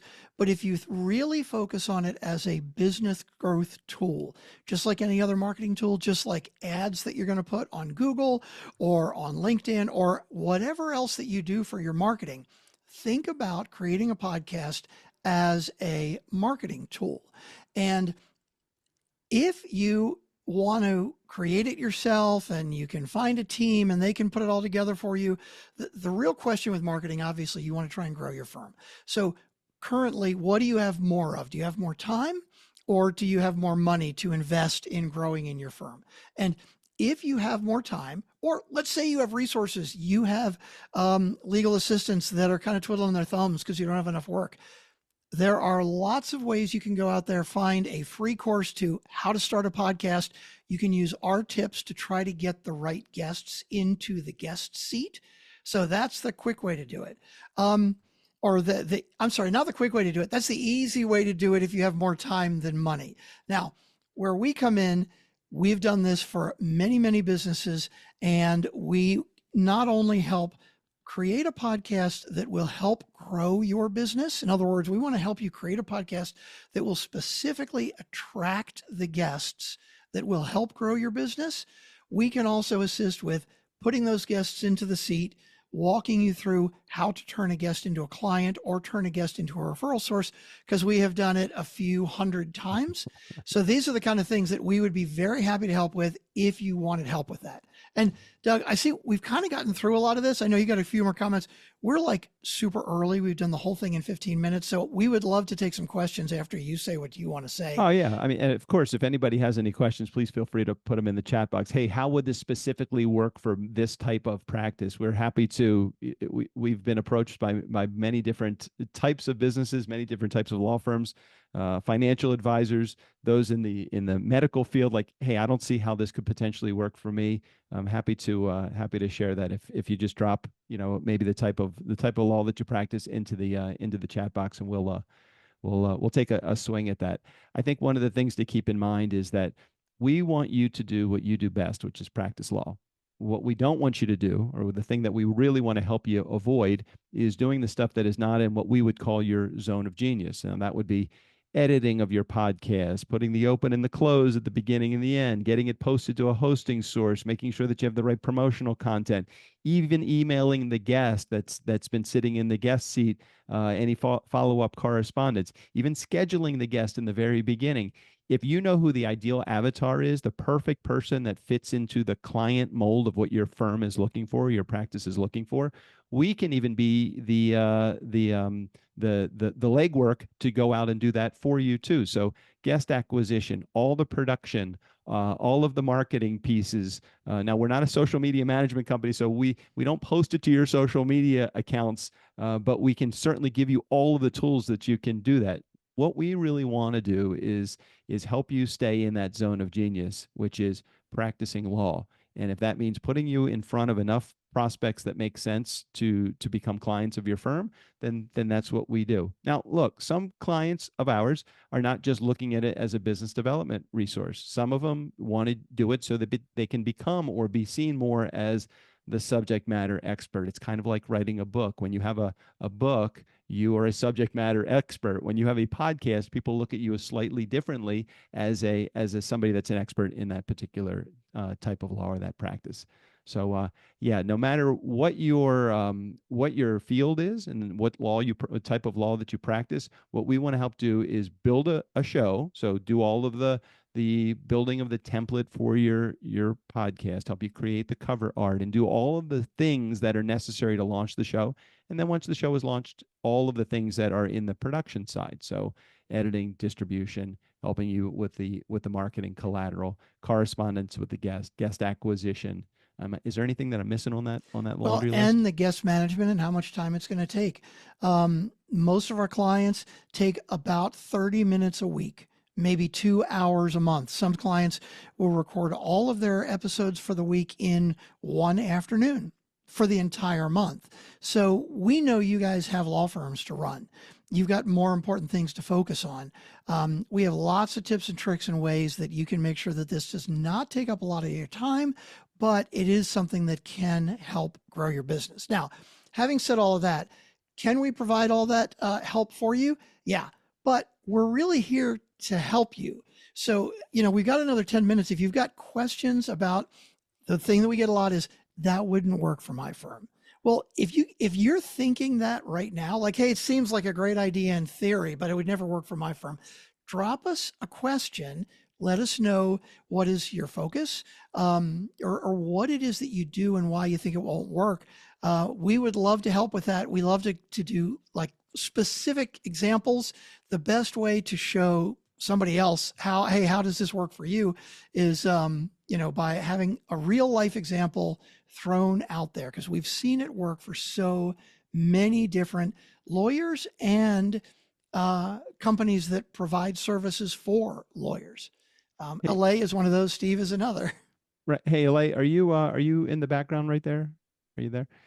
Yeah, I'm looking around. Hey, I'm just are you lurking around in the background? I'm just curious. Can maybe you could chime in for a second if you would. Now, Alay, I know you're in the business of supporting law firms, but I'm just curious what people are generally short. Are they short time? Are they short the desire? I mean, business development, I'm assuming, is one of those things within law practices that is a highly essential component of building a practice, and that's also sometimes the biggest challenge of building a practice as well. It is, and a lot of attorneys don't like to do business development for a lot of different reasons. Where I feel like a podcast could be an interesting game changer is it's a really unique way of establishing yourself as, not to step on Bruce's toes as an expert, but it is a really good way of establishing yourself as a thought leader. So if you're looking to differentiate yourself, whether you're an attorney or a business coach or somebody else, getting out there on a podcast definitely gives you a level of authority that, a lot of other people necessarily won't be able to match. And then, just my personal situation, I did my own podcast for I think 3 months before Steve connected me with you both. Mm-hmm. And I was just about ready to throw in the towel because I had done so much work getting the equipment and getting all set up and then editing on weekends and stuff like that. Missing deadlines because we wanted to get it out every week. And then you were able to take a lot of that off my plate. And now I think I have episodes booked through, I think like November or something like that. So it works really well when it's done. But I think one of the challenges is that there's just so much to do to get started. Right. Right. How do you help, busy business owners and attorneys get over that initial hump of getting the equipment and everything else they need? No, that's great. Very good question. Thanks for touching upon that. So one of the things that we really try to stress is the fact that we want to make this as frictionless as possible, friction-free startup for getting a podcast rolling. And that includes things like, hey, let's build the cover art and let's help you set up the technology with your microphone, and let's make sure that you understand the Zoom preferences. I know some of these individually may seem like easy tasks, but when you put 10 or 12 of these, I have to do this in order to launch a podcast, getting approval through Apple Podcasts and Spotify, getting an RSS feed and a hosting source, building the voiceover at the beginning and the end, all of that stuff. That's like, nobody wants to do that. They don't want, what's the expression that you've said to me a million times, Strickland? When you want a hole in the wall, you don't want the drill, you want the hole. So right. you don't want to have to worry about the construction of the podcast. So literally within a 30-day period of time, with requiring very little of your time and a lot of our time behind the scenes, we're building all of those templates, all of those elements that are needed in the garage to build your podcast. And it is 10 or 12 of those things that would be time consuming if you had to do it on your own. The other Right. thing that's incredibly important is making sure you create a podcast that is going to attract the right client. Shaping the New York City Skyline is a great example. They didn't start a podcast that is about the legal hassles of real estate in New York City. It is a podcast that is focused on the developers and the development because that's who they want to bring on. If you are a tax lawyer, you may, if you know that your best referral source is accountants, you want to create a podcast that will attract accountants to come on the show so you can create the relationship with them and show them what value you offer to them so they can offer value to you by sending clients your way. Yeah, that's a great point. I think there's a lot of misconceptions about a podcast. One of them is people look at it maybe as intimidating. They're like, "Oh my gosh, I've got to get onto, Apple's top 10 list and stuff like that." And you don't at all, right? The idea is just to Right. be really, really focused on a specific niche and to have that niche really listen to what you have to say. It's interesting you say that the misconceptions or the myths about podcasting, none of us, sorry, LA, you included in this group here, none of us are Joe Rogan or Tim Ferriss or Tony Robbins. We don't come to podcasting with a community of millions of people already. The average podcast will get somewhere between 50 and 200 downloads per episode, even after a long range of a year or 2 years. Now, remember, building a podcast monetization monster the way that we have with our podcast, and we teach others how to do it, you do not require millions of listeners. The people that are getting millions of listeners are looking to the millions of listeners because they think the revenue generation tool in podcasting is through advertising and sponsorship. While there are some dollars that will come from that, even the small podcasts, ultimately where we're going to get and we're going to teach you how to build your monetization monster with your legal podcast is through that guest seat. It's building the guest seat to bring in the right people that are attracted to your message that would be an ideal candidate for the services that you provide and the referrals of those services that you provide too.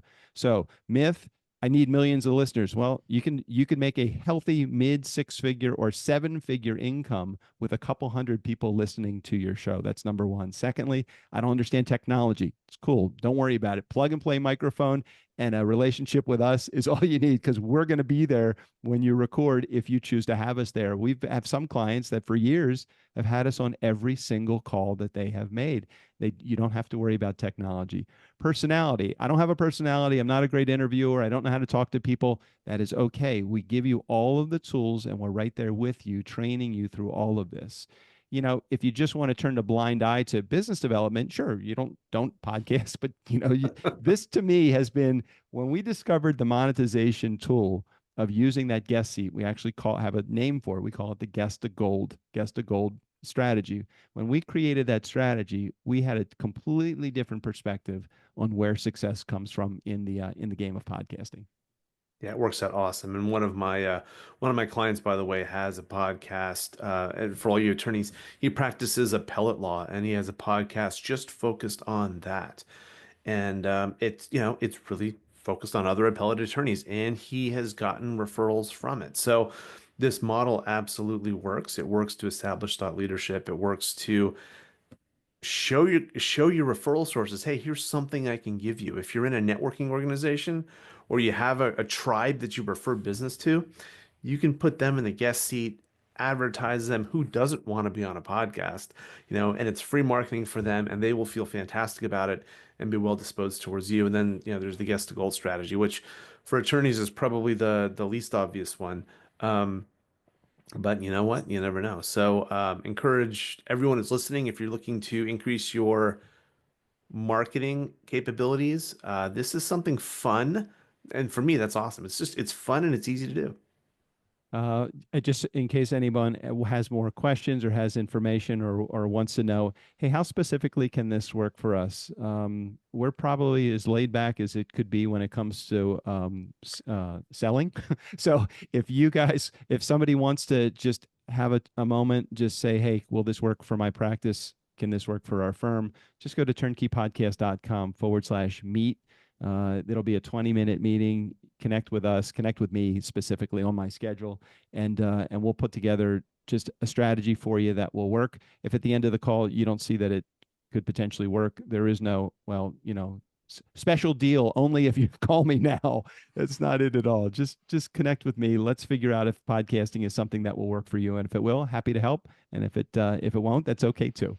Awesome. And we do have a question that came in from Sharon. She's asking, is there a difference between podcasting and YouTube? So it's interesting. A lot of Strick, you want to take this? You No, want no, me go to ahead, Doug. You can go. Yeah, with podcasting, oftentimes what we tell our clients is that let's start with audio. It's one less element that you have to focus on when it comes to putting your podcast together. You don't have to stare into the blue eyeball of your camera. We can take all of the content that you've created, we can capture the video, and absolutely we can post it on YouTube as well.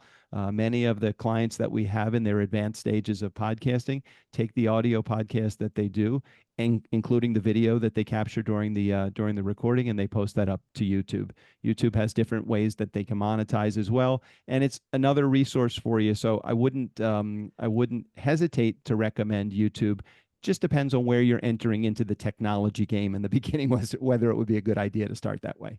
The other difference between YouTube versus podcasts are, with a podcast, you put it out there and it's available on audio on lots of different platforms. So it's available on Apple, on iHeartRadio, on Spotify, on basically there are dozens and dozens of places that anybody can download it. They can just listen super quick. YouTube, you have to specifically go to YouTube.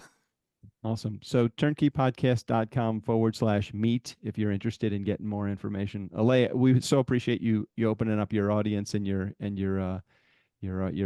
summit for us as well. Yeah, my pleasure, Doug. Strick, great to see you both. And we'll be talking soon, of course. Of course. Absolutely. Thank you very much. Thanks, guys. Thanks, everybody. There we go. Our next presenter is Jen Lee. She is an entrepreneur who happened to become a successful bankruptcy attorney. After building her law firm, Jen created Lawyer Success Network.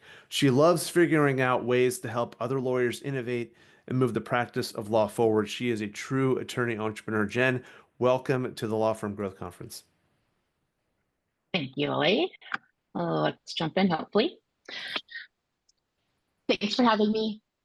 I am different. And so my presentation is a little bit out there sometimes. So hopefully you'll enjoy hearing a different perspective on how you can love practicing law and love your firm. So what would you say if your kid came to you and said they wanted to go to law school and or be a lawyer? If your first response is, no, please don't do that, being a lawyer sucks, then this is the talk for you. The first thing I have to tell you, though, is to please turn off your lawyer brain. It's that part of your brain that says, we can't do that. No one does things that way. That's not how it's been done. I have to bill by the hour.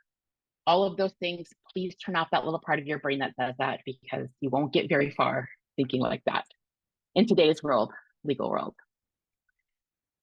So what kind of lunatic talks about loving the practice of law, encourages young people to go to law school, thinks that the legal business model itself is broken? Hi, my name is Jen Lee. I am a bankruptcy attorney.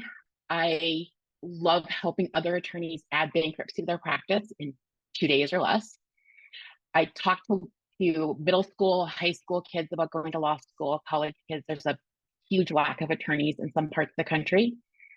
And I think that the legal system is so outdated and the business model itself is so crazy that there's so much opportunity. There's so many things we can do as lawyers that have nothing to do with boring meetings and billing by the hour. So let's jump into some of that. When you started your law firm, or if you're considering starting your law firm, did you design your practice? Did you even know what design meant? Or like me, because I made lots of mistakes and I come from the school of hard knocks when it comes to running a law firm, did you buy a book and download some checklists and like, okay, I got my malpractice insurance, I got a bank account, guess I need some clients, fly by night, whatever, maybe an office space, maybe not. That's what 99% of lawyers do. They start their firm thinking there's a checklist. I need to get all of these logistical things in place, and then end up miserable in 4 to 5 years, or even sooner. I was miserable a lot sooner than 4 to 5 years because I didn't think about how I wanted my practice to run, and I was scared. I thought I had to do everything like the lawyers before me had done. And when I realized I didn't have to do that, my life got a whole lot better. So I would guess that any books that you read about opening a firm or any presentations you went to about opening a firm, they didn't talk about designing your business model, the things that you love to do, things that you hate to do, what types of clients you wanted. Attorneys who have clients they like are much more happier than attorneys who hate working with their clients. And there's ways to structure your business model design so that that actually happens. I work with bankruptcy clients. My clients are technically broke, not always, but they're struggling with their finances. They're some of the best people to work with when you find good ones. Not all of them, though, are great clients to work with. And some of this goes back to what Bruce was talking about earlier. And identifying the clients you want to work with. It's not whether they want to work with you. You should be picky enough to identify the ones you want to work with. So all of Bruce's advice too. You may hear the word checklist more than once because I understand lawyers like checklists. We create checklists for our staff. We go through and we check the boxes. We like to do that. Checklists actually hold you back, just like your brain does. Because what checklists prevent you from doing when you're designing your law firm or thinking about your business model or thinking of other sources of income, because you don't have to practice law to use your law degree. We want to think about checklist items, and we can't do that. You have to think outside the box. There are so many innovative things out there that you can do with a law degree and even practicing law. As a bankruptcy attorney, I did a whole lot of things outside the box because there was just so many problems you could solve if you thought a little bit differently. For example, I stopped doing free consultations 10 years ago for bankruptcy. And my clients are technically broke and they still pay for consultations. And to this day, I have attorneys who will argue with me that you can't build a business model on paid consultations for bankruptcy attorneys. My firm grew by 100% every year for 5 years after I implemented paid consults. So if you don't think outside the box and you go use a checklist, you are setting yourself up to potentially be not as happy as you could be with a better design. Not that it won't happen, but there it is. So let's back up just a second and talk about what is law firm design. I am a little bit of woo-woo and out there. I do like to come up with the emotional side of what we do, the mental health side. I really resonate with what Raquel said earlier about you can't be the one working 90 hours a week while you're 9 months pregnant. You're not going to be happy doing that ever. So law firm design is taking the time to actively look at your life, not your business. We're going to talk about work-life balance in a little bit, but look at what you like and what you want out of your firm. A lot of us let the firm run us. And if you look at it from a design perspective, you can be very intentional with how you set up a law firm to fit your life. And this isn't just like what areas of law do you want to offer, how your practice will operate, what kinds of clients you want. Again, client selection is huge, and how you'll make money. And I throw the money part in here because money is really important. We kind of need it to pay our bills and pay for our kids' schools and do all the things we want to do. But I do a lot of talking about the billable hour, because if you are billing by the hour, your income is capped by how many hours you're willing to work. And there are so many better ways to make a lot more money with less time that the billable hour, and it's especially with AI too. There are lots of efficiencies out there. I can do things now in 2 seconds that would take me an hour to do before. So many things. So if you're billing by the hour, that is one law firm design I would at least look at if there are other options out there. And the way you design your firm can also help you plan to offload tasks you hate. So you can actually focus on things that you love to do. And by what I mean by this is, let's say you're a numbers person. I'm a numbers person. I like numbers. You don't mind accounting. Maybe you have a CPA. Maybe we went to accounting, have an accounting undergrad degree, and you actually like accounting and bookkeeping, and you want to keep that. Great. As a firm owner, you could actually do the accounting. Keeping the things you love means you get to do the things you want to work on. But if you hate numbers and you went to law school because being a doctor required math, do not try to do your own accounting. You'll just hate your life, law firm, and your life at some point because you're trying to do things that you hate. So identifying those things that you love and the things that you hate gives you a list of things you can outsource. Call Raquel. Gives you things that you may want to think about how you structure your firm from your perspective of how much time you have to put into actual legal work versus administration. You can hire attorneys to do all the legal work. That's what I did in private practice. I hired attorneys. I didn't actually like legal work itself. I liked the strategy. I liked design. And I liked helping people on a bigger scale. And I moved those things into what I'm doing now, which is working with firms on design and fighting bankruptcy. But when you think about these things specifically and consciously, it helps you look at what you need from a personal and professional perspective so that you are successful in your practice. I get really sad when I hear lawyers say that they hate practicing law, that they hate law. If you hate something, stop doing it. You can change practice areas tomorrow. Life is too short to hate what you're doing. And there are all kinds of things that you could do with features and your superpowers. We're going to talk about superpowers here in a second, things that you love to do. I do have a spoiler alert. As much as I love R2D2, lawyers aren't robots. We do not have a switch in our brain that lets us turn off and on and do things without emotion. Everything we do has emotion, whether you're a touchy-feely person or you are a very reserved, conservative, emotion type person, you still have feelings and you're not a robot. Your law firm needs to align, or your practice, even if it's a law firm, there's other things you can do to solve problems for people that may not be practicing law. You have to align your practice with what you're passionate and what your personal values are. If you are an M&A attorney, no offense to any M&A attorneys in the room, if you're an M&A attorney and you practice M&A because your dad did and his mom did and great grandma did, and you just think that's what you should do, but you hate it, that is not a good reason to stay there. And there are all kinds of things you can do with the skills you learned so far in your law career. The way I structure this, so this is a little bit of a preview of the online course we have that, actually Alay and I have together on designing a law firm, is talking about your superpower. What's your favorite problem to solve for clients?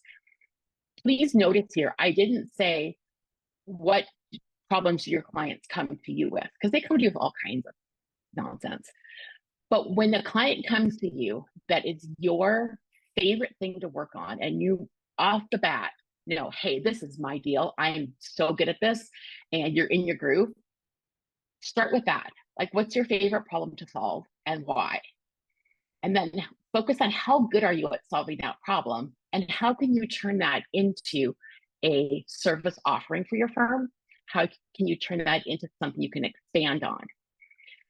I am really good in bankruptcy at seeing the big picture. Like, you can throw all these numbers at me and I can look at them for like 5 minutes and I can tell you exactly what the client should do. I can't just tell the client that's what they should do. I have to walk them down the same path, but I love doing that. And so knowing that I'm good at that, as soon as someone says that's their problem, I can jump right in. What does your client think of you when you're working on your favorite problem? After you solve it, what does your client say about you? Remember, a lot of our referrals come from clients and come from people who have heard about you. Bankruptcy is a little bit harder to get referrals from because people don't want to ever admit they did it. But like today, I got an email from a former client. I still get emails, even though I'm not practicing bankruptcy. full-time anymore. And she basically said to me, we finished up our case, and I'm sure you've heard this many times before, but we never imagined ourselves in this situation. That being said, you were the greatest help, and I want to thank you personally. In the most difficult of times, you treated us with respect, non-judgmental, and created a payment plan that we were able to manage. That is priceless. That is what my superpower is when it comes to bankruptcy law, and I love being able to do that. And that client has already referred a ton of people over to my former firm to get that same kind of help. There's a lot of words on this slide, and I'll keep powering through. I want you to think a little about, what does your design look like? There are a million ways to do things. In law, I feel like there is one way that everyone thinks things should be done, when really there are a million ways to do things. And the other thing to think about is, there may be a million ways to do something, but I guarantee you there are probably only one or two ways that will make you enjoy it. So this focuses on what your design looks like, not mine, not anyone sitting next to you. And these are some of the questions that I throw out there. Do you work 20 hours a week, or do you work 60 hours a week? I do love some of the generational differences happening in the workplace right now. I have one client with about 40 employees, and the Gen Z, and I'm a Zennial, I'm kind of a mix between Gen X and Millennial. I'm kind of on that cusp of both, and I relate to both pretty well. But the Gen Z employees crack me up, because they're like, we have a 35-hour work week, which is what this firm has, is a 35-hour work week. Attorneys don't work more than 35 hours a week either. And Gen Z's like, that's it. I work my 35 hours and I go home. They are fiercely loyal to the company, but they have boundaries in place. It's great. It's fun to see. So do you want to work 20 hours a week or 60? I guarantee you there are lawyers out there making well into 6 figures, 7 figures, working 20 hours a week. There are bankruptcy attorneys, by the way, that make really good money, and everyone thinks that that's a misconception. Is your office open on Saturdays, but not on Mondays? And these are just ideas. I got slammed on Facebook a few years ago when I first was designing my law firm, because I went in the office on a Saturday morning to meet with some Chapter 13 clients. Chapter 13 clients are working clients. They are trying to make a payment plan. That's what Chapter 13 is. And someone on Facebook said, don't you own your own business? Why are you at work on a Saturday? Why do you bow down to your clients and appease with their schedules? And I was like, well, first of all, I go to wineries on Fridays, so butt out. So Saturday morning is a great place to be. And I want my happy Chapter 13 clients to be able to meet with me and not affect their job. So I was open on Saturdays. Mondays, not so often.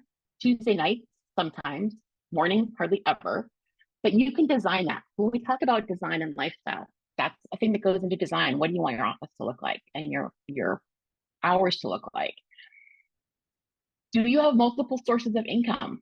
Not based on the billable hour. There are so many things that we'd be happy to brainstorm ideas for sources of income that do not include the billable hour. There's so many things out there you can do that don't involve hours that you're billing against, or discouraging you from being productive, otherwise you don't get paid. Do you have staff or a virtual assistant? For years, I said, I don't want staff. I have no desire to manage people. I did that for 20 years. Corporate America, I had no desire to go back. Those things can make or break you. And a lot of people make the decision to add staff when they shouldn't. What's your superpower? What do you love doing? If you're not doing something you love, change it. And then what do you love to do in your firm? Do you like the legal work? Then do you need to hire a manager for your firm? Do you like the accounting and you want to do the bookkeeping, but you need to offload some of the legal work? What do you like to do? And if you could pick something that you never had to do again for your law firm, what would that be? Because I guarantee you can outsource it. How much revenue do you need to bring in? Let's talk about money. Have you sat down and discussed that with either your family, yourself, even having a self-discussion about money? I'm a big fan of money talk, and figuring out what that looks like in order to make you happy. More money equals more problems. I had clients in bankruptcy that made $1 million a month and were miserable. I had clients where we fixed their problems in bankruptcy and they made $5,000 a month and they were happy clients. So there can be a very what more money won't make you happy. You have to be doing something you enjoy doing, and you have to be actively managing your money thoughts too. So another whole discussion. And then where are those clients at that you love? How do you reach them and not take the rest of the clients? Don't practice door law. Don't take whatever comes in the door, because that will make you miserable. And this is just the tip of the iceberg. These are just some of the questions I want to throw out there, that some of them are a little bit more controversial than others, because you often hear you have to build a team in order to grow your firm. With AI, you don't really have to do that anymore. There's all kinds of ways to do that without building a team. And then we also hear you have to work so many hours a week in order to be successful. You have to work hard, you have to work efficiently, but you don't have to put in X number of hours to make it work. So just a couple thoughts out there, keep in mind. And so then I just want to talk a little bit about work-life balance and the myth of work-life balance. We are all of the things in the world that make us up, whether that's work, whether that's our hobbies, family, things that you enjoy doing, sleeping, all of those things are our lives. And you can't draw like a line in the sand. And I didn't at least put the scales on here because I don't like that image. You can't balance exactly evenly with, oh, now I'm at work and I'm at home. If you are unhappy at work, likely it will bleed over into home life. If you are unhappy at home, it will likely bleed over to work. It's all interconnected and related. And so I actually don't like work-life balance as a topic most of the time, because it ignores that part of let's do things that are cohesive with our lives. And our brains are tricky. I already talked about turning off your brain. We overthink, we overanalyze, we overwork ourselves, thinking if we just worked more hours, we will be happier or more successful. And that's the opposite is true. I did put in a few things about boundaries on here, because I have found working with a lot of solos and small firms over the last 5 years that they don't feel they can say no. And I want to make sure that you realize that you can say no to anything. Having those boundaries is really important. Say no. Schedule your phone call. When you're talking about designing your firm, design how you want your clients to experience your firm. Scheduling phone calls was one of the best things I ever did for my mental health. I did not take a single phone call all day in my firm. We would schedule them all appointments back. And I had a couple of lawyers. They were old school lawyers. Again, the ones I'm trying, they were miserable lawyers, because you could tell they were miserable by the way they handled their cases. And they would complain about this. They're like, I can't call you and get you on the phone. How are we supposed to discuss settlement? All of these things. And I'm like, we offered you several times tomorrow that are available when I will have the file open and be ready and prepared to discuss this. But I don't know how much work you have. I don't have time to just jump on the phone every 10 seconds, because that means I'm gonna have to work late tonight, and I'm not going to do that. I'm not working past my hours. So scheduling phone calls is a game changer. And take email off your phone. Unless you are in some practice area, and even then you can outsource reception and things like that. After 5 o'clock, any email that comes after 5 o'clock, you don't have to respond to it until the next day. And set those expectations in your client engagements. Talking about more design. There's tons of stuff that goes into design. I'm just trying to give you like highlights and things to think about. There is no even balance though. So when you turn one off, the other doesn't automatically turn on. But if you design it so that you love it either way, then everything flows together. And a little bit of Zen. So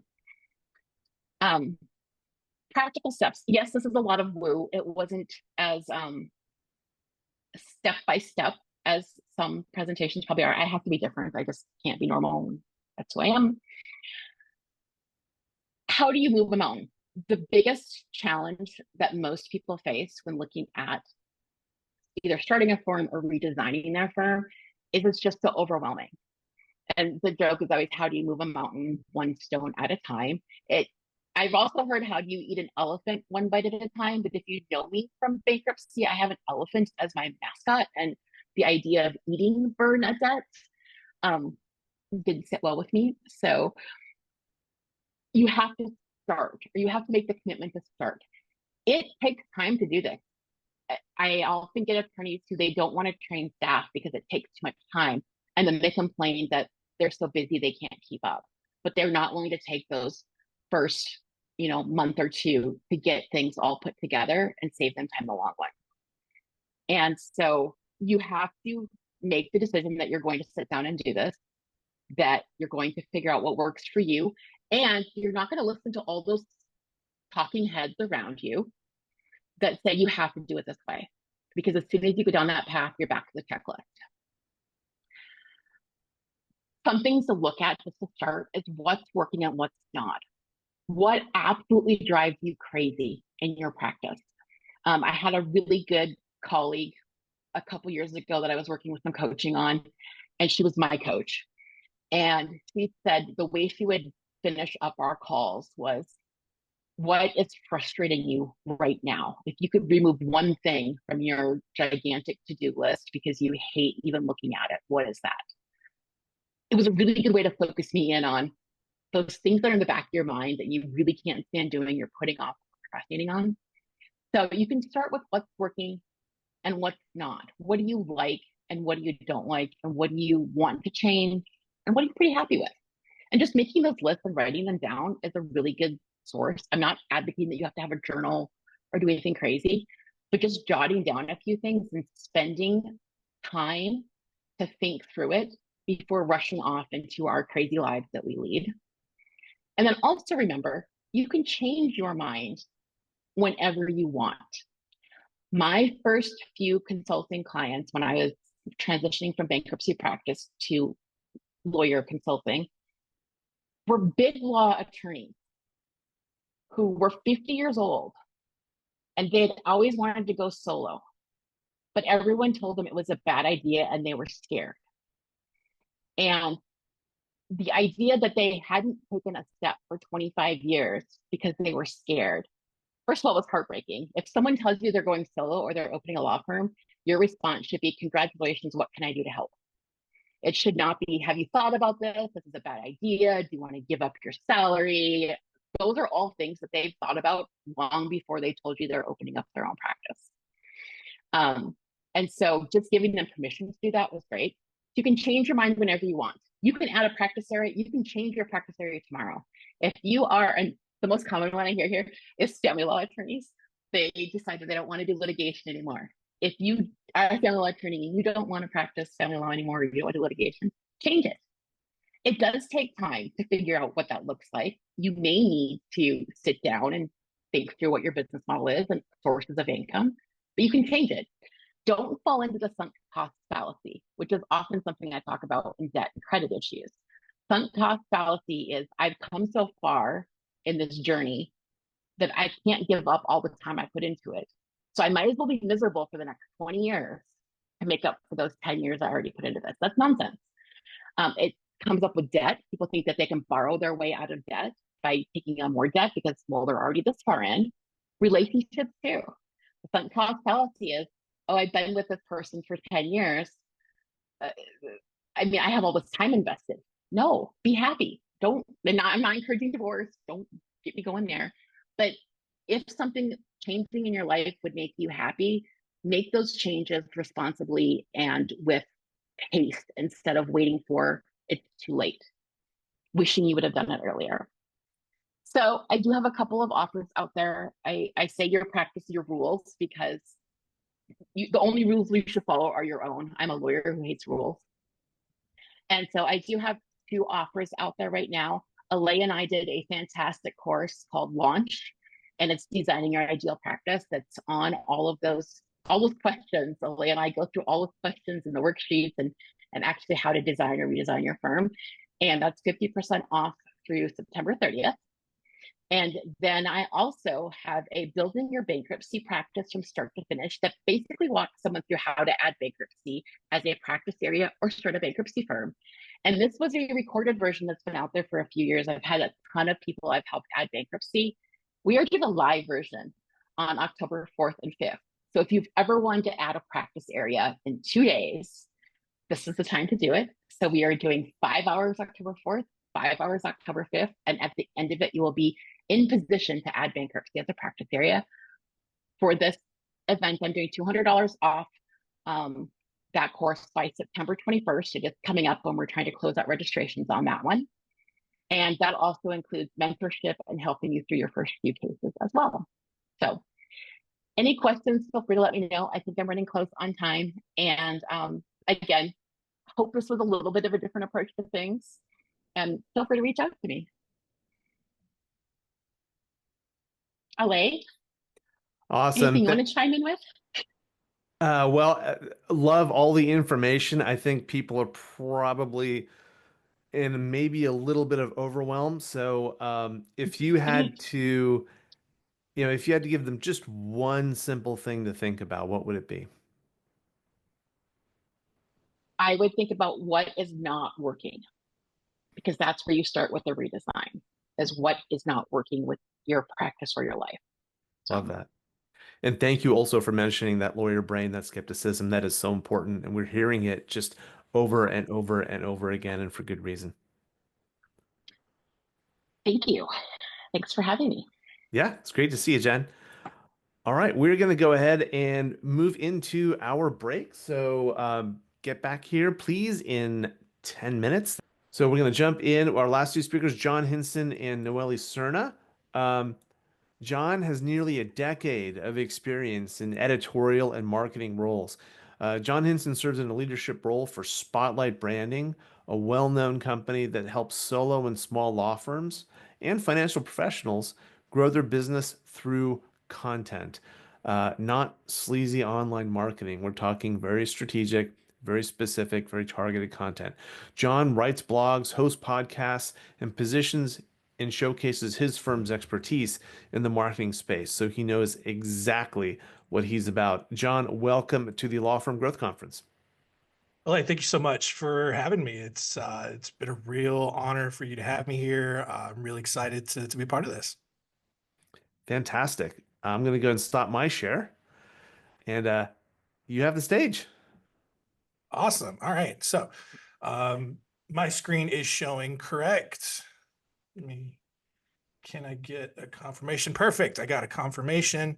We are good to go. So yes, like Alay said, and as you can see on the screen, I'm going to be talking to you about how to attract better clients. One of the biggest reports that we do here at Spotlight Branding is our legal marketing trends report. If you followed us, maybe you've been asked to participate. We're going to be doing it again this year. We're going to be sending out requests for submissions and responses here in a few weeks. But one of the big statistics that we found last year was that 72% of law firms want they want better quality clients rather than just getting more leads. And, there's a lot in the marketing world, Alay mentioned it a little bit, where it's, kind of sleazy, and it just like the overarching message is just get more clients, more leads, more leads, more leads. And it doesn't necessarily have to be how you market your firm. And even better, what I'm going to be sharing with you today is really, really attainable. And so it's something that you can do on your own. Whether you should, that's a completely different discussion, and it's probably been covered so far in this conference. If not, it'll be covered, tomorrow. But everything here is really simple. Like, I'm not going to be, sharing something that's like earth shattering. It's real common sense stuff. So let's kind of jump into it here. And kind of talk about, what we mentioned, most marketing, if you listen to any marketing gurus out there, any of these other companies, they're going to focus on more clients. But I've talked to a lot of attorneys. I go to a lot of these conferences, and almost every time they find out I'm in marketing, they kind of recoil and they're like, oh, I don't need more clients. Oh, I've got more business than I can handle. Some of you may probably feel that way right now. But the other side of that coin is, all right, fine, you may not need more business or you may not need more clients, but what about better clients? What about, eliminating a lot of that stress and a lot of the, the difficulties that certain clients bring to you, right? Wherever you get them from, whether it's Google, paid ads, all that kind of stuff, right? And that's kind of what we're going to be talking about, talking about spending less time referring out cases that you don't like to work on or that you don't like to handle, spending less time trying to sell and trying to convince people that you are the right attorney to work with, rather than when really they're just concerned about paying the least amount they could possibly pay. So what you can do to market your firm is eliminate a lot of those barriers rather than just focusing on trying to get as many leads as you can or trying to get as many, inbound phone calls as you can. And that's kind of what I'm here to help you talk about. Now, the key takeaway from all of this, none of this is actually going to work unless you have a written plan of direction, all right? That's the only way that this doesn't work, because this is what kind of keeps you accountable. This is kind of how you can get your roadmap set up and all of that. And it's through a marketing plan. And a lot of law firms may not be familiar with a marketing plan. It's pretty common in the marketing world. But if you don't know, or if you've never done one before, we have a free marketing plan template available. I think someone in my team is in here. They can post that URL. There it goes right there. I've got the chat pulled up. So you can get this marketing plan template. It walks you through every kind of marketing strategy that your law firm can do. You don't have to do all of them, but then it helps you build it out over a 12-month span. And this is what's going to help you, cover all your bases, figure out what you need to do, maybe what you need to do more of, or maybe do less of, all that kind of stuff. And so go to that URL that Mike has put in the chat, grab this template, and then honestly, our team is available. If you want to talk with us, help you fill it out, we can help you do that. So moving forward, all right, what does better clients actually mean? All right, sure, more referrals, the first point there, does mean more clients, but I think you would agree that referrals are generally easier and better to work with, right? Because they come in, someone who knows you has already vouched for you. They have already built that initial level of trust, all right? And so you have one less barrier to overcome with someone who comes in as a referral, right? But here's the thing, and I know for a lot of you, you're probably saying, well, John, most of my business or all of my business comes from referrals already. The thing is, though, and if you followed us for any amount of time, you've heard us cite this study that was done almost a decade ago now, that most law firms are only getting about a third of the referrals that their network and their audience is willing to give them, right? And there are a ton of reasons why it's only 1/3, and we'll get to that a little bit later. But the core of that statistic means that even if 100% of your business comes from referral already, you still have the opportunity to double what your firm does just by focusing even more on the referrals that you get and employing marketing strategies that help generate those, right?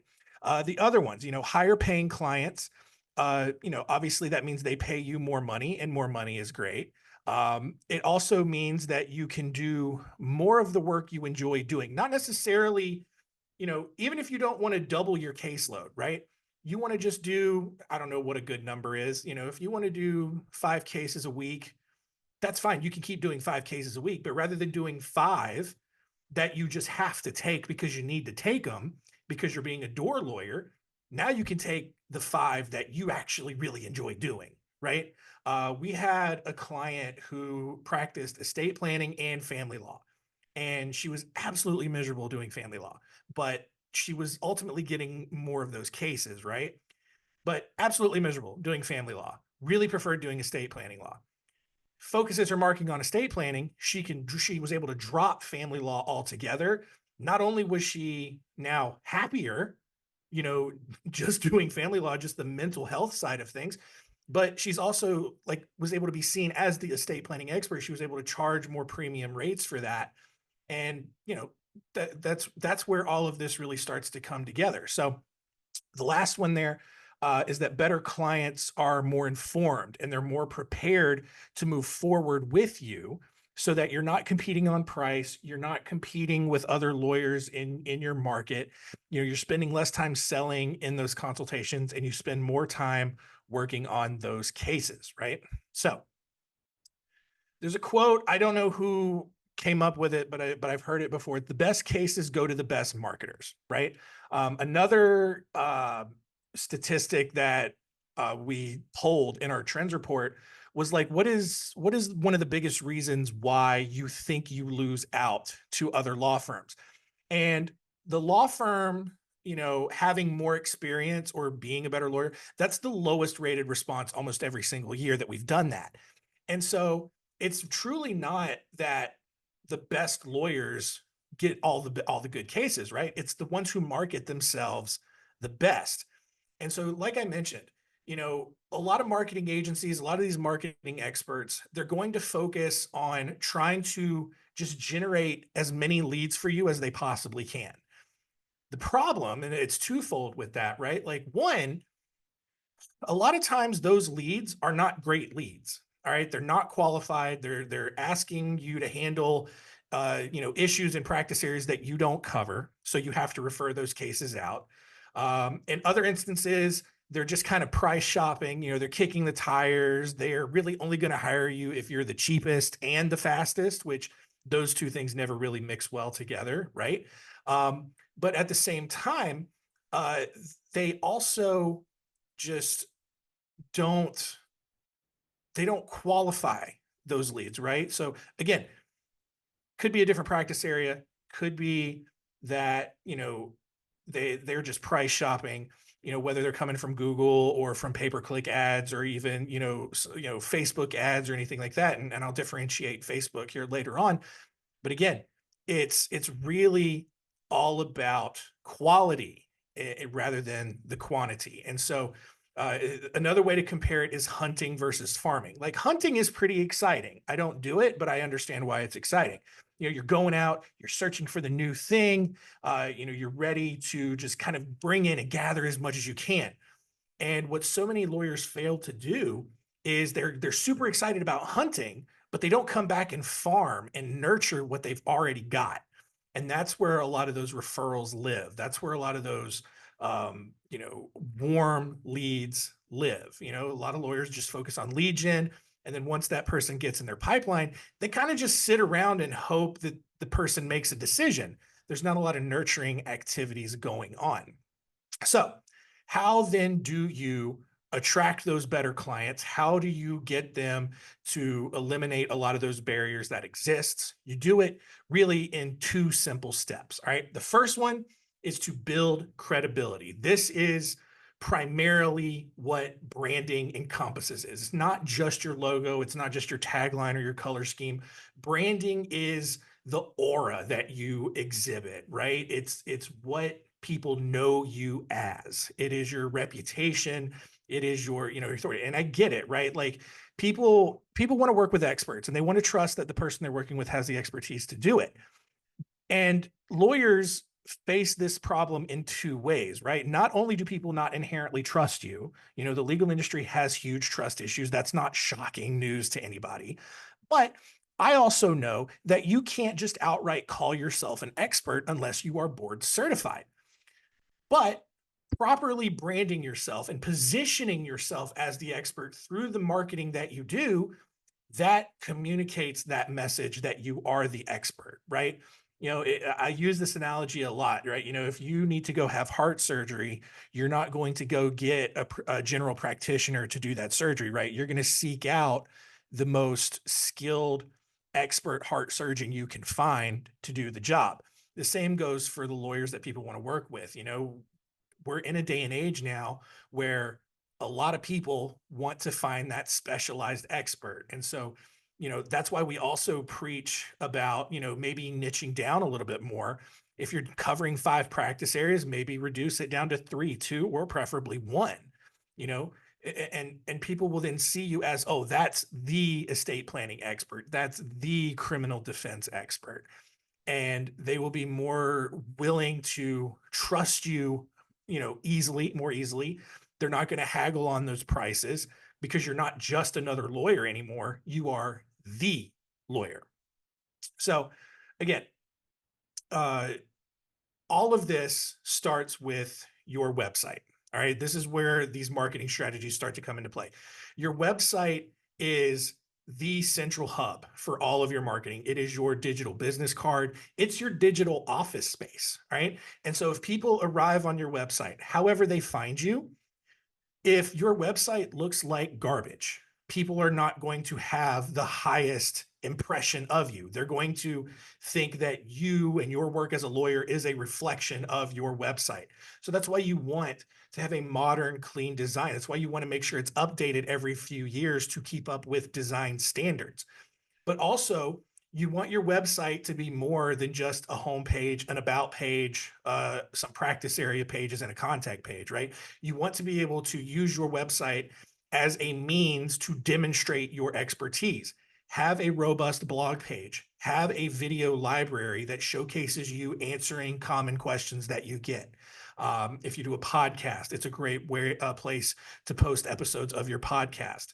Have a lead magnet that provides information that answers common questions and a reason why people are coming to you in the first place. Right? I've got a few examples here that just kind of show you what I'm talking about. Right? Some of these websites, I'm pretty sure at least 2 of these have won design awards for their layout, for just kind of what they feature. And so, these are clients of ours, and you can see all of these designs are very clean. They're very modern. It's very obvious what these law firms do. It's very obvious who they are and what they serve. The one here in the middle, the IP Works, shows their proven process. And there's different philosophies on that, but it shows you how they help. And it shows which different areas they specialize in or their expertise is in, even though none of them say, hey, we are experts in this. But these websites give you that feeling that that's what they do and how they help. The same thing goes for social media. All right. Marketing gurus out there are going to tell you that social media for businesses can be used for lead generation. Oh, you could generate a ton of leads on social media. For law firms, that's not necessarily going to be the case, right? A lot of times you're dealing with very sensitive information. People aren't going to want to openly engage, right? They're not going to want to like posts about divorce, right? It's just not going to happen. But what you can do is use it as a platform to help share information, because here's what's going to happen, right? Including your website, when people are referred to you, all right, it's not the way it used to be where they're just going to blindly accept Bob's referral and Bob's recommendation, right? Bob's going to give them your name, but then they're going to go and try to find your website.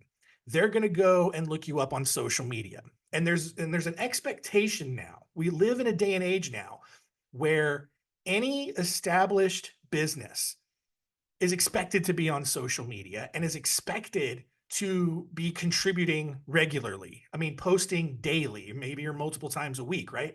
And you're not going to annoy your audience.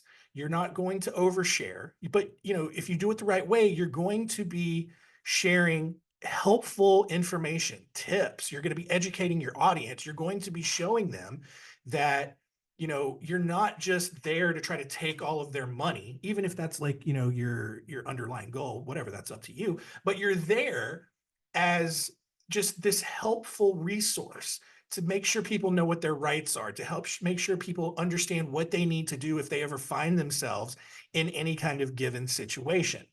And so, again, here's some examples, of clients that we work with and what that actually looks like. There's all kinds of different posts.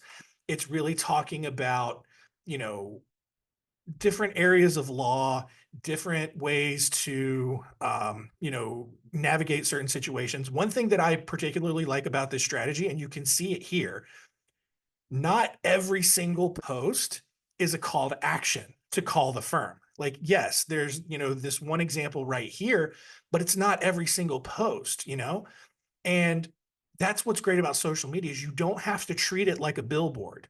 I see so many law firms that every single post is the exact same graphic and it's the exact same copy. Call our office, call our office. No, that's what's going to annoy your audience.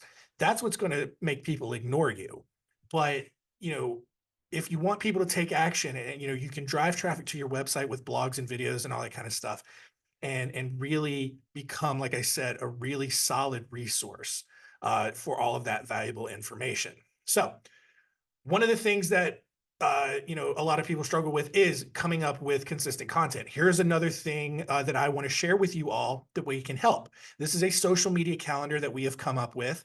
It is going to provide you several different types of posts that you can create, inspirational quotes, different third-party articles from other websites, lead magnets that you have that, this is how you can generate some leads, but not, it's more of like a credibility establisher. Share other pages from your website, other blogs, videos, all that kind of stuff.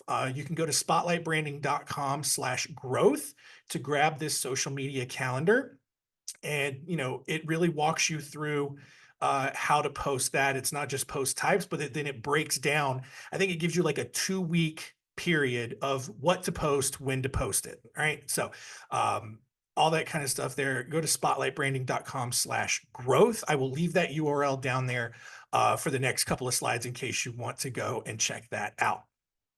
Now, other things that you can do to brand yourself or manage your reputation, do a podcast. All right. Selfish plug. We have a great podcast here at Spotlight Branding called the Law Firm Marketing Minute. Episodes go out every single day. We've been doing it for, God, a decade now, I think, or almost a decade. Alay, he has a really great podcast. I've been on it. Alay's been on ours. Really great information. It's great at helping, be a thought leader. And so a lawyer can do a podcast, either interviewing other people in their network, which is a great way to, generate referrals, or it's just you free flowing stream of consciousness talking about a legal concept for 15, 20 minutes, right? Again, the idea and the expectation is not that you're going to turn into the next Joe Rogan and have thousands of people listening and downloading every single episode that you do, but you build that library of episodes. People can come through and pick and choose what is relevant to them and what they want to listen to. They see that on your website, and it's a huge credibility booster. The other thing is to actively pursue reviews, build up reviews on your Facebook page or your Google page, whatever the case is. Even have people send you their testimonial in your email, and you can post it to your website and have a testimonials page on your website. You can then use that as social media content. See how it all works together? Make this a key part of your processes. When people are kind of offboarding, the case is wrapped up, say, hey, really enjoyed working with you, even if you didn't, and ask them to say something nice, leave a positive review, if you believe that they would do something like that, right? That takes care of step 1, right? Step 2, and this is where a lot of law firms fail and fail miserably. It is to stay top of mind with your audience. All right. So many law firms get leads, and then they just kind of, like I said earlier, they sit around and hope they schedule a consultation. Another thing that they do is they don't know how to properly communicate with those leads. I heard a story, another guy that we know who owns an agency who does lead gen for lawyers. He generated like 30 leads from Facebook ads from lawyers, which is a different thing than just posting on Facebook, right? Like Facebook ads is more in that PPC pay-per-click realm, whereas we're just talking about posting content to Facebook. But he got 30 some leads for a law firm from Facebook. And this lawyer, rather than reaching out and contacting these leads immediately, which you absolutely should do, at least within the first 24 hours, this lawyer basically was like, all right, I'm just going to pick a day on my calendar in the month, and I'm going to just reach out to all of them all at once. Well, guess what? He started with the first lead that came in, which had come in 2 or 3 weeks ago. And he goes through like the first 5, calls all of them, no one answers, and then just assumes that the rest of them were junk leads. That is not what you should be doing. All right. That is a waste of your money. That's a waste of resources. have it in your systems to reach out to any new lead you get within 24 hours. All right. That is the most important thing. There's statistics and data all around like time to lost lead, all that kind of stuff, where the first 24 hours are super, super, super important. Right. But at the same time, it's not just new leads, right? Lawyers neglect their entire contact list on a regular basis. I mean, you have past clients who could be great referral sources or even sources of repeat business if that makes sense for your practice area. You also have other lawyers who could send you preferred cases, especially if you're putting out content that you want to be known for. That helps those other lawyers who regularly refer you cases to understand what it is you actually want to do. You also have, other like vendor contacts, strategic contacts, right? Like CPAs or mental health counselors, marriage counselors, whatever the case is, other professionals that could end up referring work to you. All of that. And so many lawyers fail to just simply keep in touch, right? So how do you do that in a way that is simple and scalable? You do it with an email newsletter, right? It is a super efficient marketing tool. All you have to do is send this once a month, and you don't have to come up with unique content for it. Take a blog from your website, take a video from your website, plug it in there, and that's it. That's all you have to do. It is so, so simple, and yet it is something that so many law firms don't do. Over half of the law firms, I think it was around 40% of people in our trends report did email newsletters. So you still got 60% that don't. We had a client one time, he was on a flight and he met this stranger. They got to talking. Our client told him he was a business lawyer. The guy he was, said he was probably thinking about starting a business. He wasn't quite ready yet. So our lawyer got his contact information, got back to his office, plugged it into his email newsletter system, and got going, right? 2 years later, he sent him an email newsletter for 2 years. This guy finally reaches out and says, hey, I don't know if you remember me. We were on a flight together. I'm ready to start my business. I want you to help me do it. It's that simple. And this was a business that this client of ours never would have gotten had he not been sending an email newsletter. So here are some examples of what that might look like. It's pretty simple, right? You have an introductory section that says, hey, thanks for reading our newsletter. Maybe it's a quick message. This is what our newsletter talks about this month. That's it, right? You have sections on how to book a consultation. You've got those calls to action there.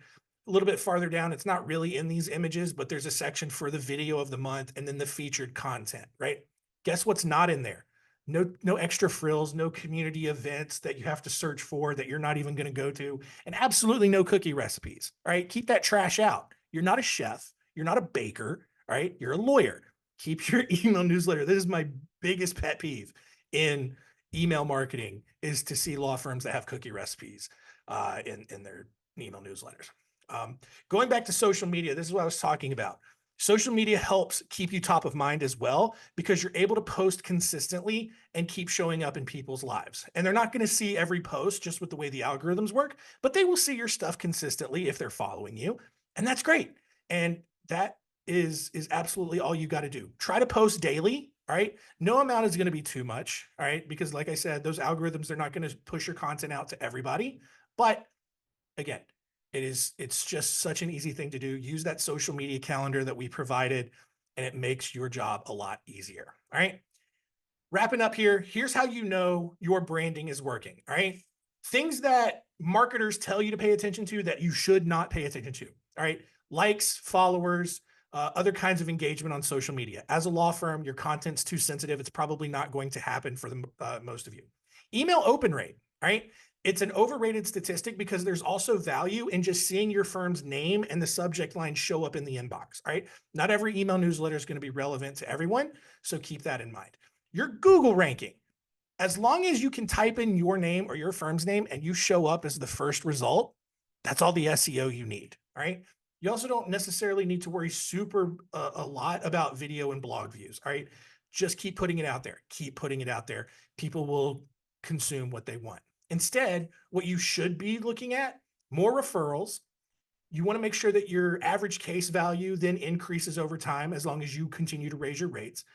You want to make sure that the case type and the diversity becomes a little bit more focused.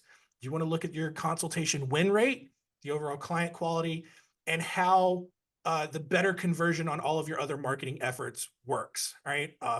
Don't have enough time to go into that, but is absolutely a key point. You know, if you're already doing SEO, keep doing it. That's fine. But when you have a robust blog page, a robust video page, you'll find that you'll start ranking a lot better as well. So wrapping up, this is how we do it here at Spotlight Branding. We create recurring touch points, blogs, videos, social media posts, video for you, website design, email newsletters, and we create content that is relevant to your audience, not to other lawyers, but to the audience that's actually going to be hiring you. We produce it at volume, right?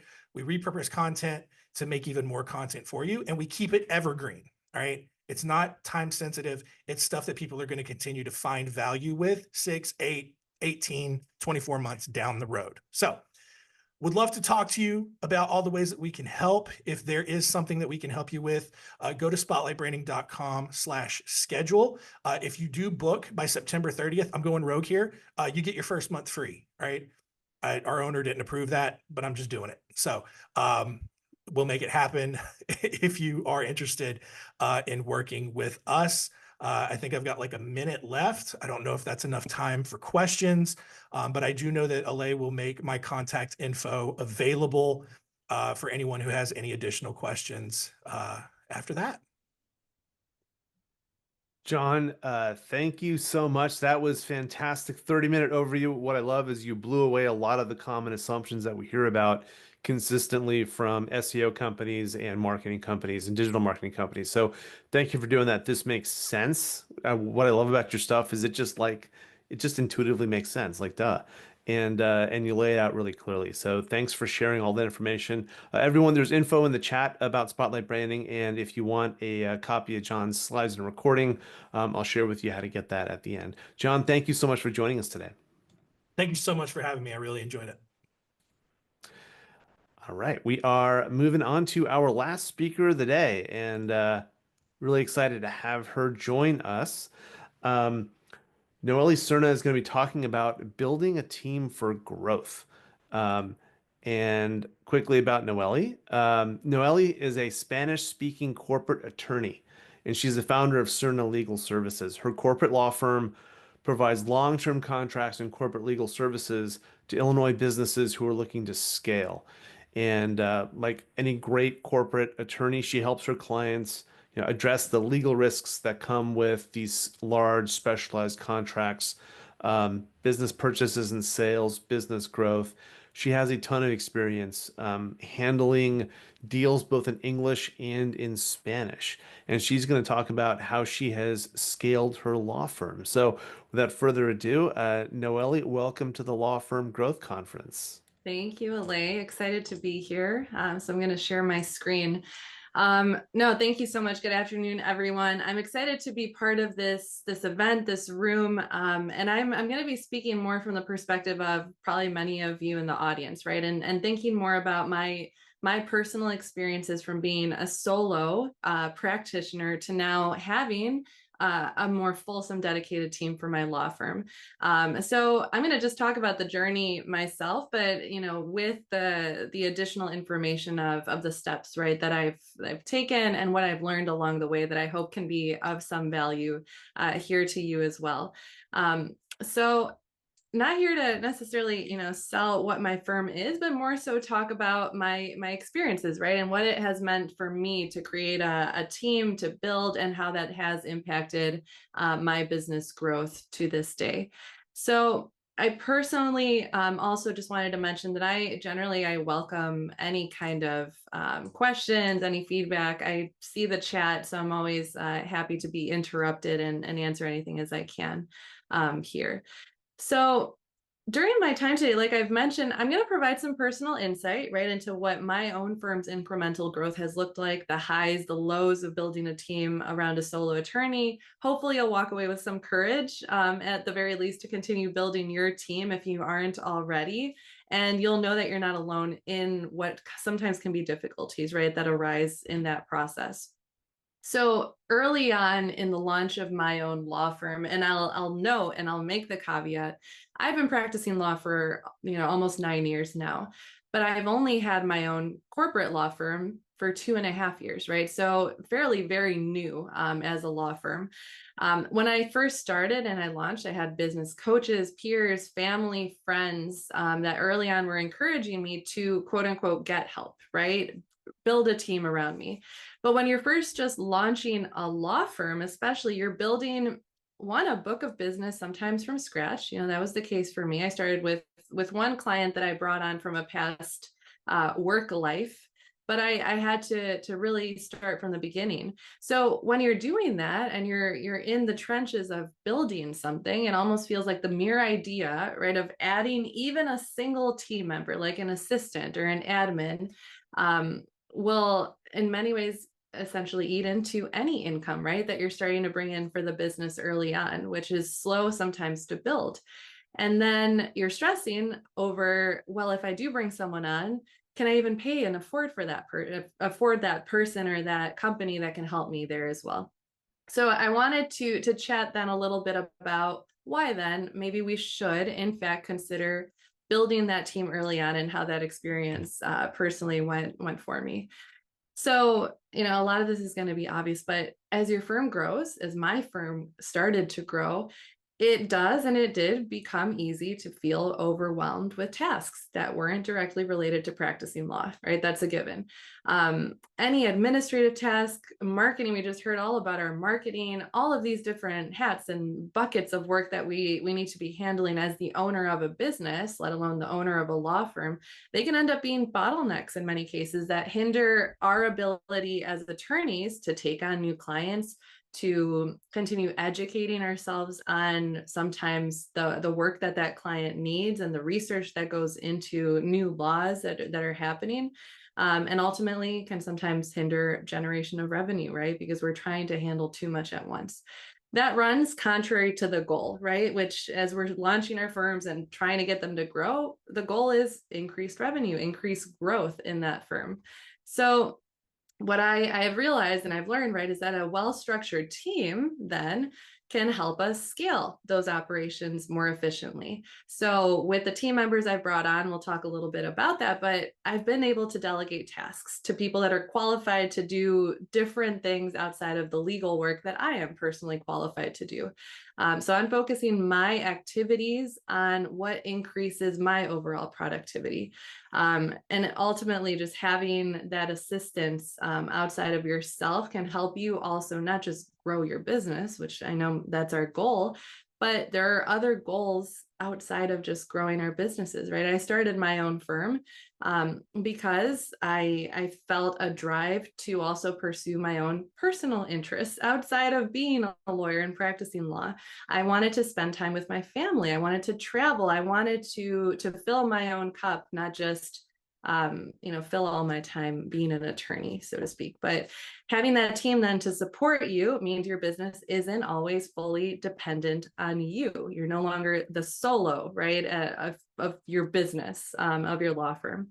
So ultimately, of course, building that strong team helps us prepare for the future, helps us prepare for expansion, creates that solid foundation. And also, honestly, it helps us even more attract other talent in the future, attract bigger and different clients that maybe we're seeking out. Because while it may seem that the teams that we're growing around us can feel small at times, I have a team of 5, which there are law firms with teams of hundreds. Even so, I have shared with my network, with the world around me, that I am growing a team. I showcase that. And when I hear and talk to people and they say, oh, I see how much your team is growing, you must be doing, phenomenally well, and there's a lot of work coming in.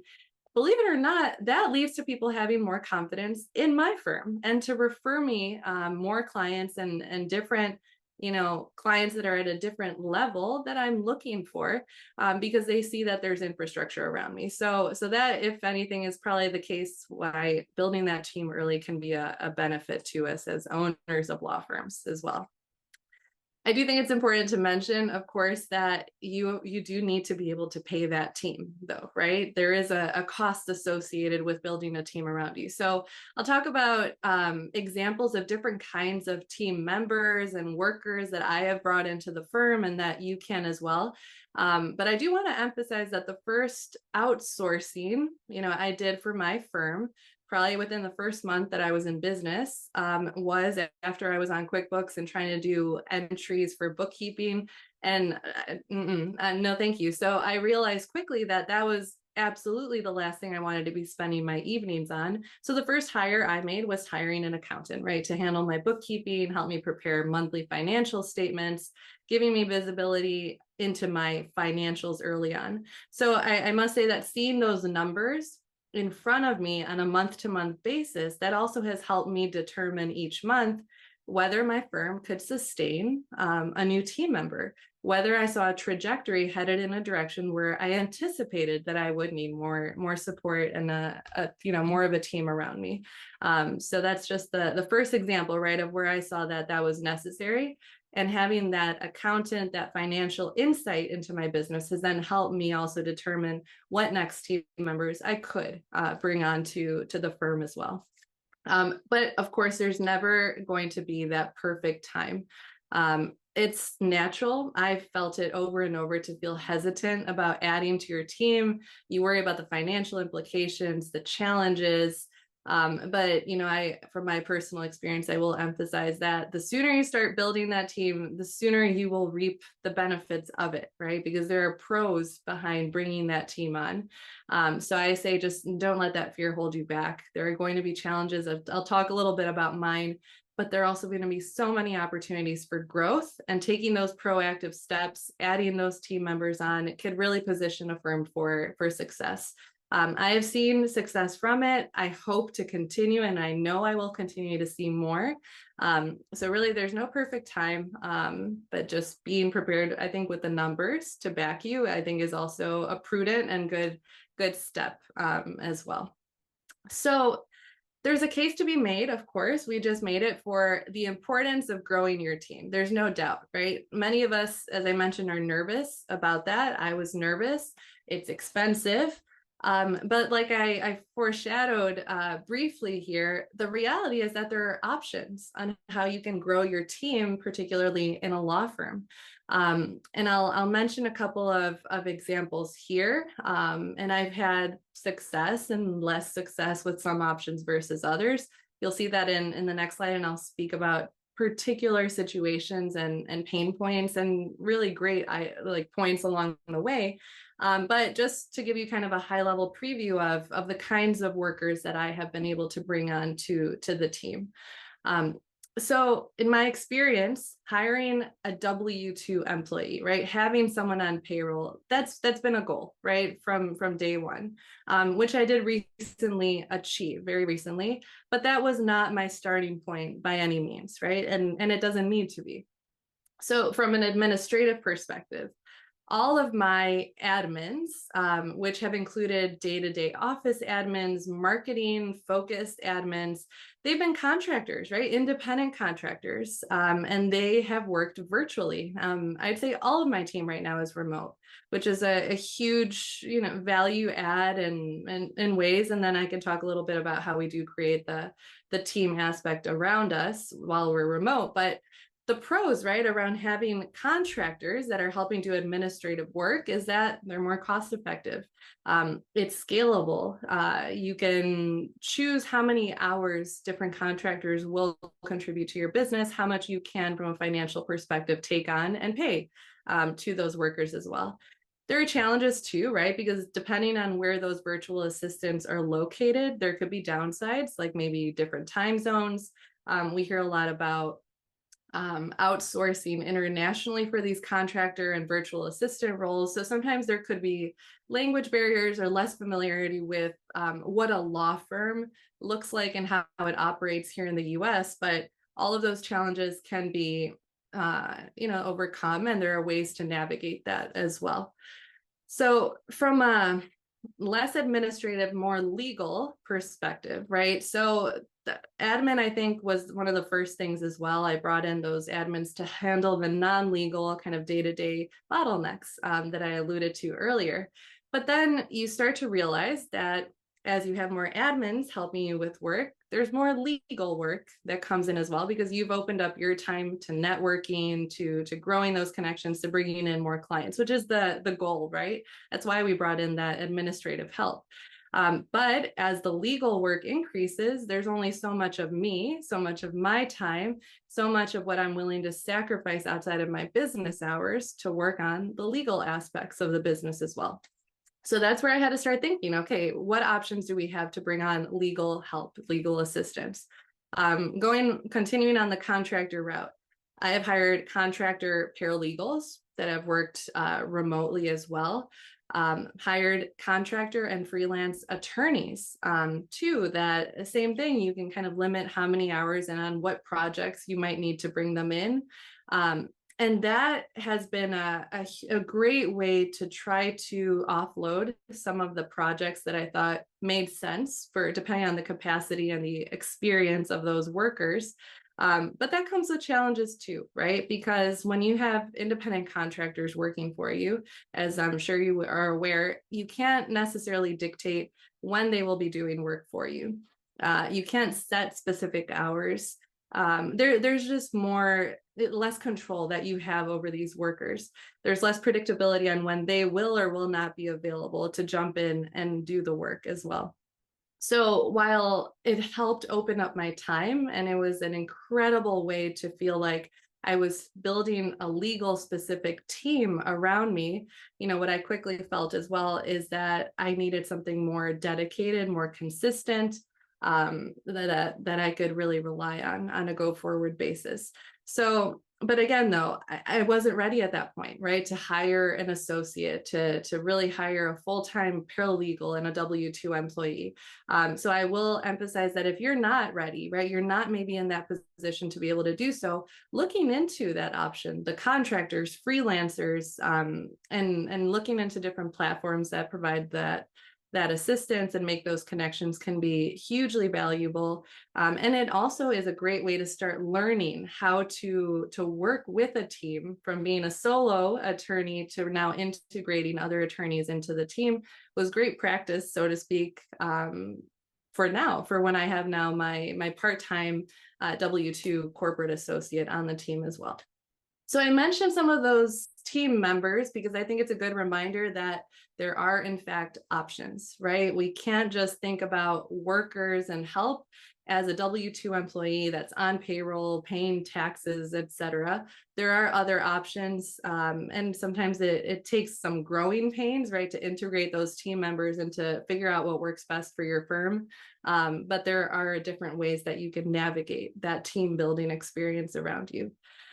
So it's easy to say all of this in a vacuum, right? And just talk very high level about it. Sometimes what I've seen, though, sometimes it's more beneficial to see the impact of growing your team through numbers that maybe tell more of a story. So I'm going to share just this image, right, that I actually took some time and I sat down and I looked at those handy financial statements that I've been getting since about month 1 into practice to see, okay, what were all of those points along the way where I made these different hiring decisions for my own law firm, and how did that impact my revenue and my trajectory overall? So believe it or not, this tells more of a story than just the up and down, and I can explain some of the downs too, and it shows the growing pains, right, of bringing on team members. But so July 2022, so I launched my firm April of 2022, hired that first admin, contractor, remote assistant, couple months later. And I saw, even within that 1-year period, that there was an increase in revenue because, again, I was offloading a lot of the non-legal work to someone else that could help me and handle that as well. So then you see around that May 2023-ish time, it says here, law clerk, freelance associate. So that was my first venture into hiring freelance attorneys. Law Clerk is a platform, and all the platforms that I do identify here, great to work with. I've had good experiences, And I'll explain kind of the downward trend there, but I worked through Law Clerk, where they are kind of that third party platform where they have freelance attorneys that feed into them, and then you can post a project on their platform. You can actually get dedicated like freelance attorneys that are dedicating 10 whatever hours a week to your firm, and you can hire them through that. And Law Clerk covers all the payments for you. There's a fee that you have to pay to Law Clerk. But there's a repository, so to speak, of attorneys you can potentially choose from. So it took me a long time. I tried many different Law Clerk freelance attorneys and had some great experiences with some. Have actually found, for example, a trademark attorney that I feed all of my trademark work to her, and I can offer that service to my clients now because I have a contractor attorney that can help support me through that. So great, right? Like that is exactly the kind of growth that I needed for my practice. But it was also hard because I brought on a couple of contractor associates that were dedicated a certain number of hours per week that I was committed to paying. But I could not find, in many cases, just the right attorney, right, for the team. I won't go into details, but that was the growing pain of it, is that I had to try several different attorneys. And a lot of it, sometimes when I think about the downward trend, then is why it's because I was paying, right, for these contractor attorneys, but then I had to come in and fix some of the work and take time to remediate some of the work that I saw. So paying double, so to speak, for work where I could have just been handling in half that time. So that was actually that was a tough kind of learning process. I felt just I don't know, that I wasn't sure what next step I could take and who can I really depend on in this situation. So that's why I did a little shopping around, found Montage is another similar platform. They have attorneys that feed into them. Their whole, I think, premise too is that they work with freelance attorneys that come from kind of those big law backgrounds, like more quote unquote sophisticated, law firms. And I did find that their attorneys had a little bit more of the experience that I was potentially needing and looking for my firm. So started to see some upward trajectory. But again, you're paying, right? So you think too about, is what I am charging my clients enough to also cover the costs that I need to pay for that contractor to step in for certain work? So certainly was not the same kind of increase as there was from the first contractor to getting my first freelance attorney, but I did see that finding the right help helped me feel more confident that the work I was sending to those attorneys was going to be done right, and I was going to have the time to go and bring in more work as well. So saw an increase there. Then, realized, okay, now we need a contractor paralegal, someone that can really support maybe less of the intense legal specific work, and hired a contractor paralegal that was more or less dedicated to my practice. So that decision also propelled me forward, because all the work that I was handling that the contractor paralegal was doing was I practice in Illinois, very Illinois specific filings and matters that a freelance attorney wasn't going to be able to do, but this contractor paralegal could do that. So again, more offloading, right, of work that I did not need to be doing, and opened up my time further. So now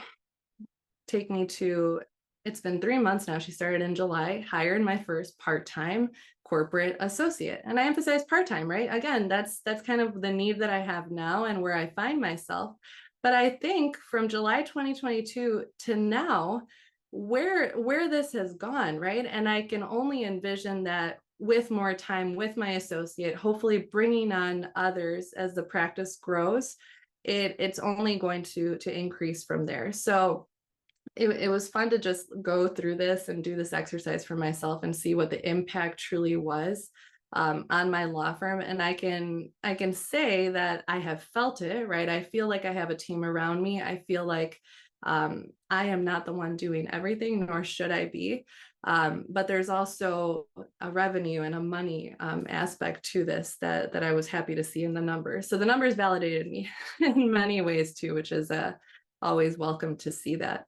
And always also a case for having an accountant that's helping you prepare these financial statements, so you can see your own trajectory over time. But that's my case, so to speak, on why building that team around me has been so critical, the impact it truly has had on the law firm, and really why anyone that is thinking about it, hesitant, there's going to be growing pains. There will be. That's inevitable for any law firm, for any business. But the upside of it can be very just powerful for a business as well. So I mentioned really quickly that these are all remote workers, and they are. So at this point, my administrative assistant, my associate, our paralegal, they are, and actually my marketing admin, they're all out of the Illinois area. So not, in the Chicagoland area. So we do make an effort to meet once a quarter in person. I do believe that bringing people together has built up that buy-in from my team, has helped me foster those relationships. So to the extent you ever can, and you're in the same kind of geographic area, I highly recommend that aspect of it as well. So I'm going to deviate then finally to one last point here, that I did want to mention this as well, because what I have not mentioned is that when I was 1 year into my own practice, I had my first baby, right? So my son is now 17 months old. So you can imagine, right, that 1 year into a law firm and launching a business, that was the point in my business where I finally started to feel some kind of growth, some kind of consistency in my practice. Who was my ideal client? What was I trying to do with this business? But then there's a baby, right? There's this huge life-changing, momentous point in time, right dab in the middle of a year into launching a new law firm. So what did that mean? It meant that at that point, I did not have an associate. I did not have contractor attorneys. I didn't have, a paralegal. I had an admin who actually went on maternity leave at the same time I did. So I was left feeling like, what do I do? Do I shut down, right, this law firm completely? So I do want to just make this note, right, that there are also options. There are options there as well for those of us that need to take a parental leave when we are practicing in our own law firms, right? Even as at that point, a solo attorney with little team infrastructure around me. So I'll just mention, what I did. Others have done different things, but I was committed, and I felt strongly about taking at least 2 months with my child where I didn't have to do client work. That doesn't mean that I didn't want my whole firm to shut down, but that means that I needed to wind down some of the client matters. But I am someone that, and like any attorney, I hope, doesn't want to neglect any client matters that might come up, right? So the option that worked for me and that I found was having a backup attorney fill in on my behalf. So I entered into a contract with this backup attorney. Luckily, it was a lawyer that I knew from back in my big law days. She started her own law firm in Chicago that did very similar work to myself. We knew each other, we kept in touch, and we were chatting and said, hey, what if we document this? What if we put a contract in place where we can step in as backup attorneys for each of the other's clients when we have to be away, such as in my case, a maternity leave? Best decision I could have made. I felt, and I knew that my clients were in great hands. I felt that my firm did not completely shut down because of my absence.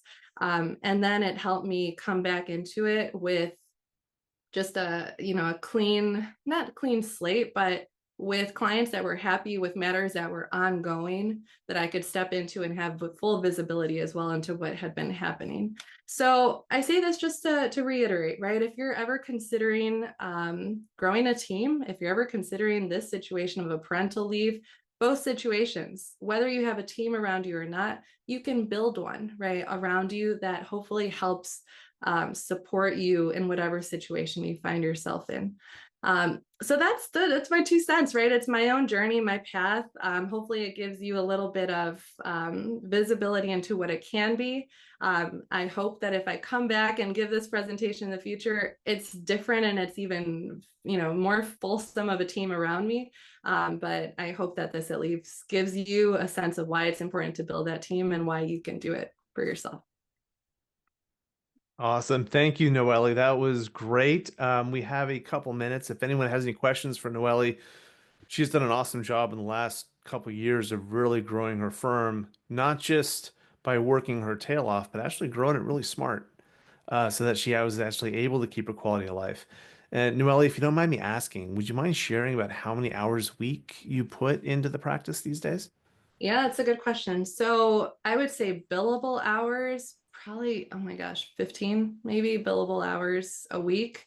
A lot of it now is spent on networking, different events, joining different groups. So I would say there it's probably closer to, same 15, 20, something like that. So billable has definitely gone down, which is what I would want for my own practice. Yeah. That's the plan. Yeah. And income has gone up. That's what we want, right? More income, better clients, less stress. And you certainly personify that. So congratulations to all you've achieved.